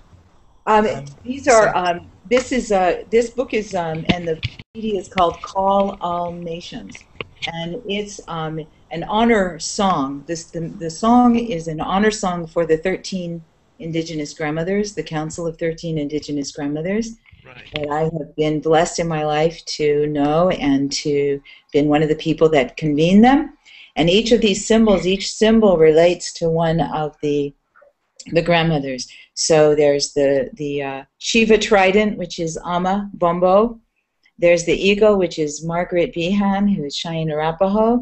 Ama Bombo is Tamang from Nepal. There's the wolf, that is Flor de Mayo, Mayan grandmother. There's the butterfly, which is Mona Polaka, who's Hopi Havasupai, and Polaka means butterfly. There's the hummingbird, which is Clara Shinobu Iura, who's Japanese, lives in Brazil. And this is the symbol of the eagle and the moon and the star from the Santo Daime tradition of Maria Alice. And this is the eye of the universe from my Yupik grandmother, Rita Blumenstein, up in Alaska. And this is the mushrooms, or the Niños Santos, from Huatla de Jimenez, the Mazatec grandmother, Julieta Casimiro. And this is the double dorje from the Tibetan grandmother, Sering Doma Gayaltan. This is the dragonfly from Takelma Salat's grandmother, Agnes Baker Pilgrim in Oregon. This is the buffalo from Rita Long Visitor Holy Dance, who is Kota in South Dakota. And here is the elephant from my mother, my mama, Bernadette Reviano. That's her totem from Gabon. And this is the four directions and the eagle from Beatrice, long visitor Holy Dance, who's also Lakota. And so this great memory. well, yeah. It's been my walk for about 10 years. And so I created this honor song. It came through me. I don't say I wrote it, because that's really not the way it goes. I didn't write it. It came through me, and it's an honor song for each one of the grandmas. And they've asked me to sing it, and a number of years ago when I was singing it in Oregon, one of our funders came up to me and said, whatever you need, I want to help you record it. And so I told her I had this conception also to ask the grandmothers, each of the lines of the song honors one or more of the grandmas. So I spent the last number of years sitting down with each grandmother and asking them about different aspects of the songs that's in the song: the eagle, the buffalo, the morning star, the water, the fire, the whales, the winds, and the hummingbird. And there's wisdom teachings from each of the 13 grandmothers, and pictures. So each stanza has a picture, and the stanza, and then teachings from the grandmothers. And so that's this is wisdom, the Kalal Nation wisdom teachings from the 13 indigenous grandmothers with the CD of the song. And so that's what just came in the mail. Did that just arrive now? Mm-hmm. Yes. Yes. And I've put out some orders. I'm going to be mailing some for people so they can receive them for Christmas. Awesome. Awesome. Can we Yes. hear one of the things from the grandmothers in the book? Yes. Yeah. Sure. I'm just going to open it up and see what part wants to speak.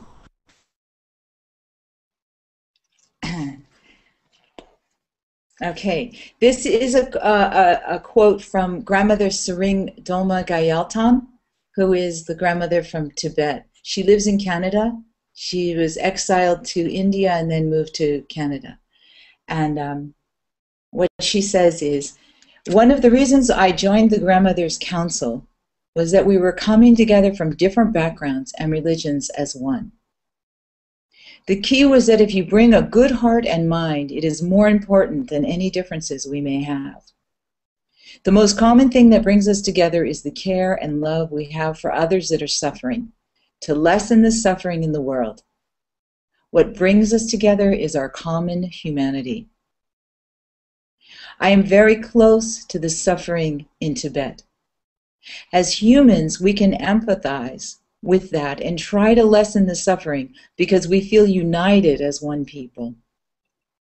Sometimes easing that suffering is the challenge. Even if we are eating and drinking while others are suffering, tears come down my eyes. Grandmother Sering Dolma Gayaltan. Aho. Aho. So that was a good quote to pull from here for our discussion. Thank you, Anne. And I think we'll take another song, and then I'll move on to what Baba Credo Mutwa said.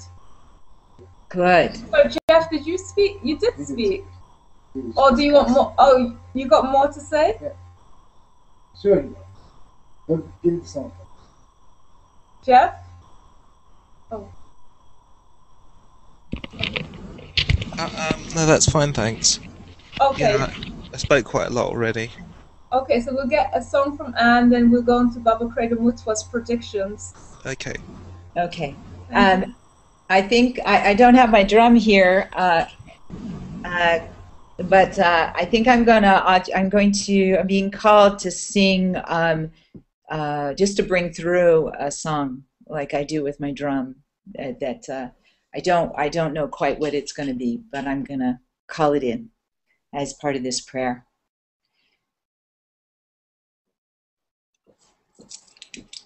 Wenewa, wenewa, my mama, my wenewa, wenewa, my mama, my mama, my wenea. Huineya, mama, mama, yo. Huineya, huineya, mama, maya, mama, maya. Oh, shumare, mama, maya. Huineya, huineya, mama, maya. Huineya. Huineya, mama, maya, huineya, huineya, mama, maya, mama, maya, mama, maya.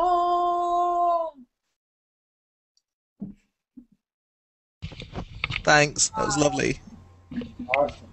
Awesome. I don't know what how the Yes. Yes, you song to sounded, the mother. you sounded like somebody was channeling through you. Thank you for asking me. Thank you. Beautiful. So I'm going to, being so moved by everything, and I'm going to move on to Credo Mutwa's predictions. Had the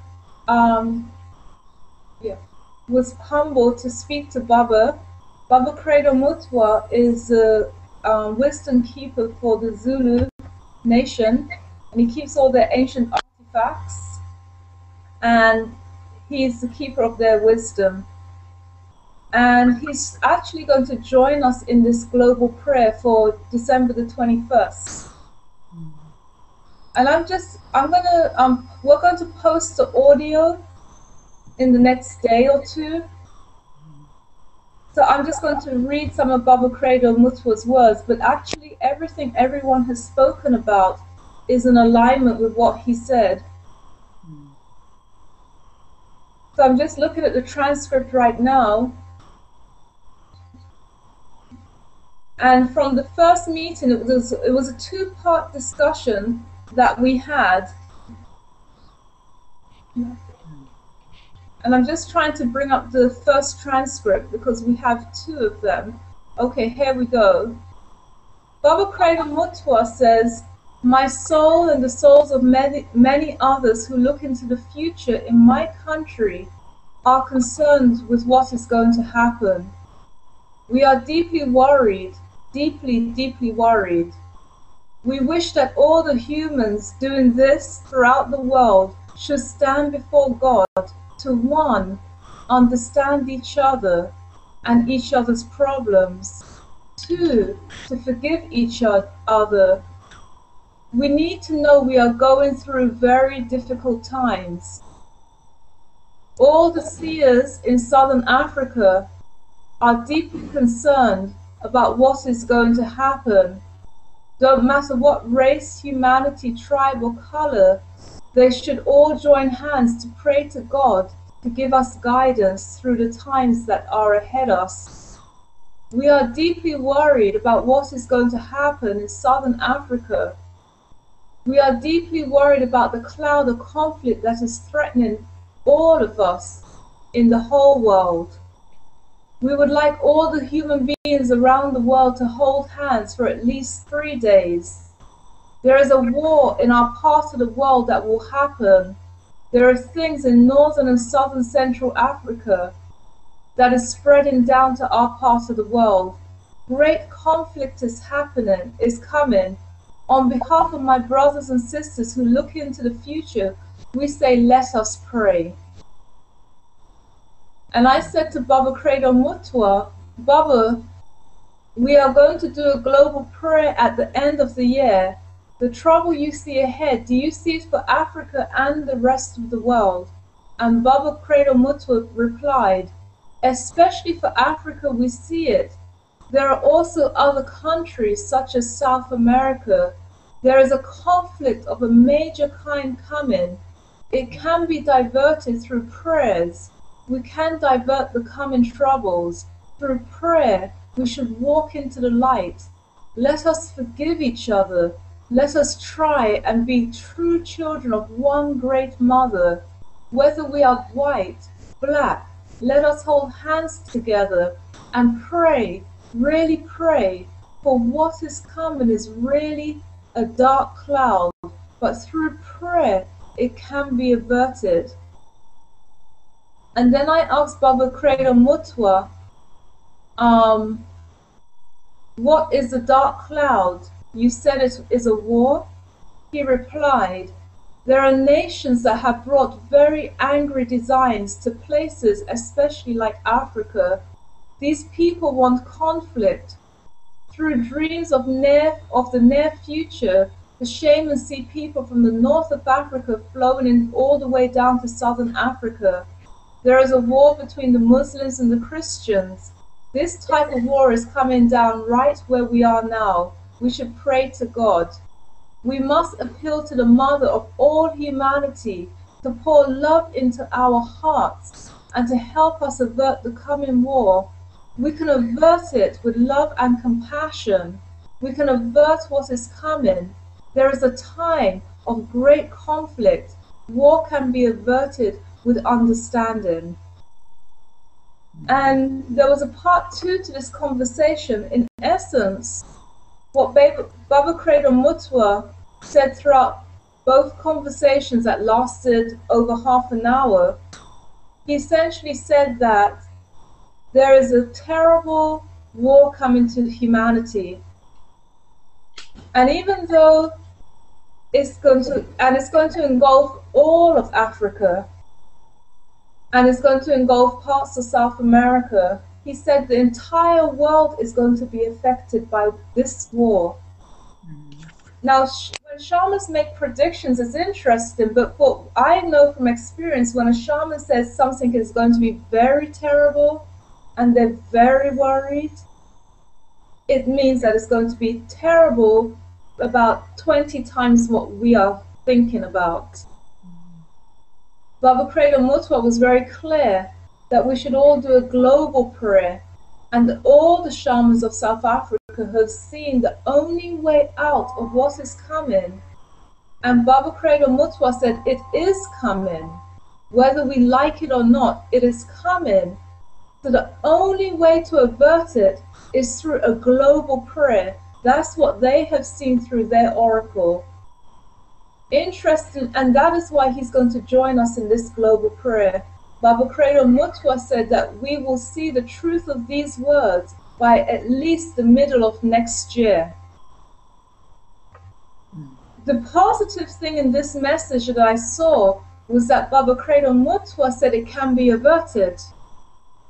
And he said it can be averted through prayer, a global prayer. And so I think that is a positive thing. And I know from experience the oracles don't always say that. So it's a unique thing. It shows that that we hold the future, the bowl of the future in our hands. So I am not trying to be an alarmist. I'm just delivering the words exactly as they were given. Baba Credo Mutwa is a very powerful shaman and seer, and he's a very respected prophet of our times. He's very old and frail, and so we were very lucky to have this prediction of his. There's much more to the interview, which the audios will be posted on WaterSongLine. Both, well, actually one audio, because one is very fuzzy, but both the transcripts will be posted. And so these are the words of Baba Credo Mutwa.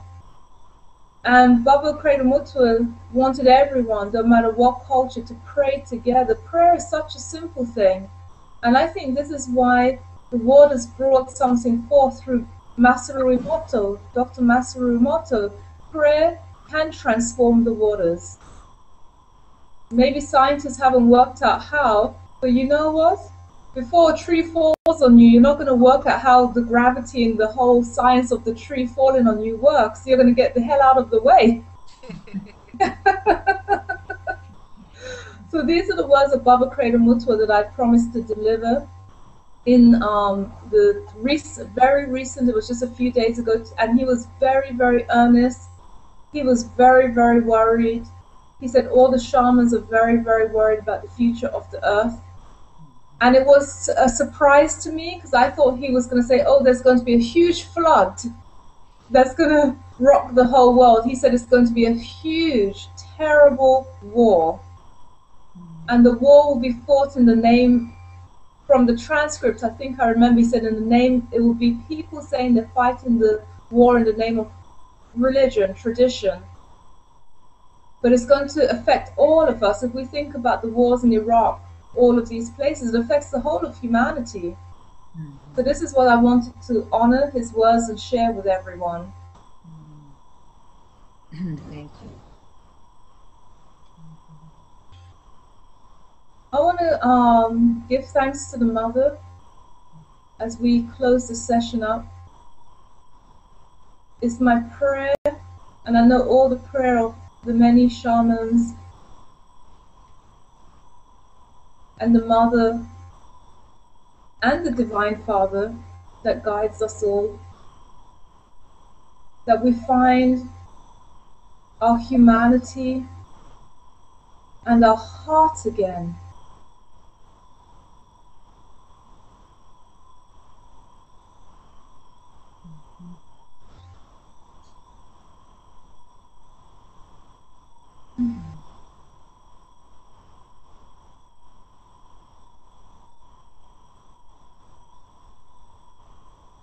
Mother says, my children, my children, my children. Mother says,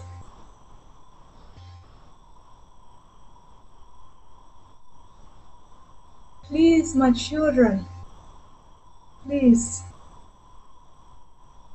my children.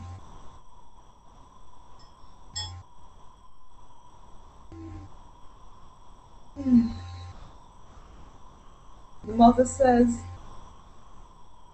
please,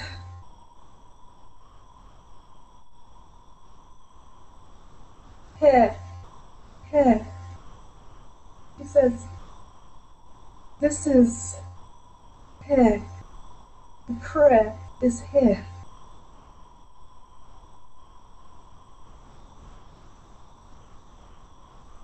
She says, pray from here.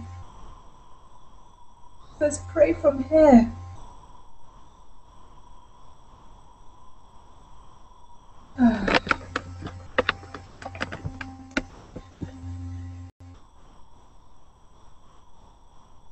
Oshun says that it's her prayer for the world that we receive the healing that we are going to pray for, that we've been praying for so long.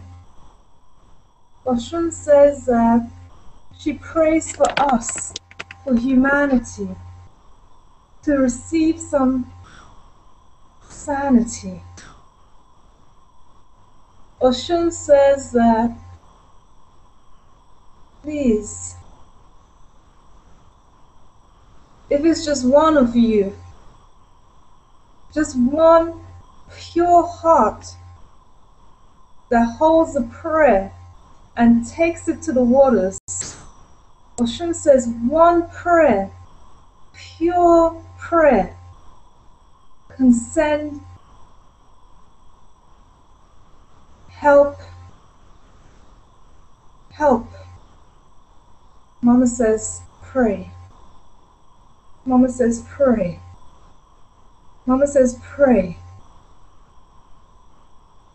There's always hope in the world. Mama says, as long as the sun rises, there is hope in this world. And she said, if the sun can rise for us, then we can rise for ourselves and be the light in this world. She said, don't wait for hundreds of people Don't wait for thousands of people before you pray and make an effort. She says, be the one, the lamp in the dark.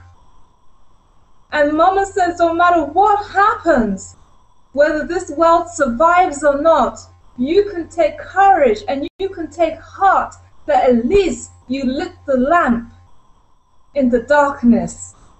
And that is what is important. Ashe, Mama. Ashe.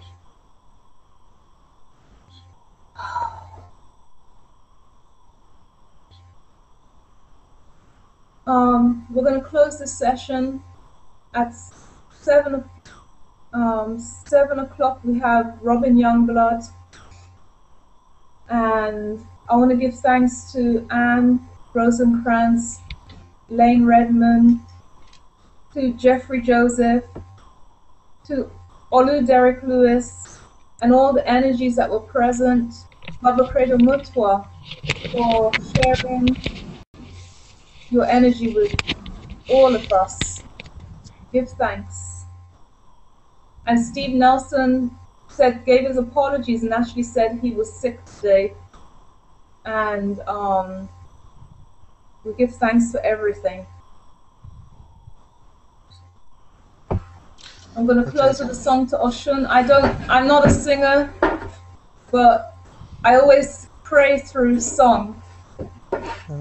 Thanks for hosting it before you start. Thank you. To both of you, thanks. Thank you so much. Thanks for the other presenters as well. Okay. I'm gonna sing. I'm not gonna sing the song I normally sing, which is Ore Ye Ye. I'm gonna sing Sin Iwalode, which asks for the waters to cleanse us and cleanse our energies. Siniwalode, siniwalode, yalode. Siniwalode, siniwalode, yalode. Yalode olugo, yalode. Yalode olugo, yalode. Yalode olugo, yalode. Yalode olugo. Siniwalode. Siniwalode, yalode, siniwalode, siniwalode, yalode, yalode olugo, yalode, yalode olugo, yalode, yalode olugo, yalode, yalode olugo, yalode, Ashe, Ashe. Thank you, everyone. Thank you.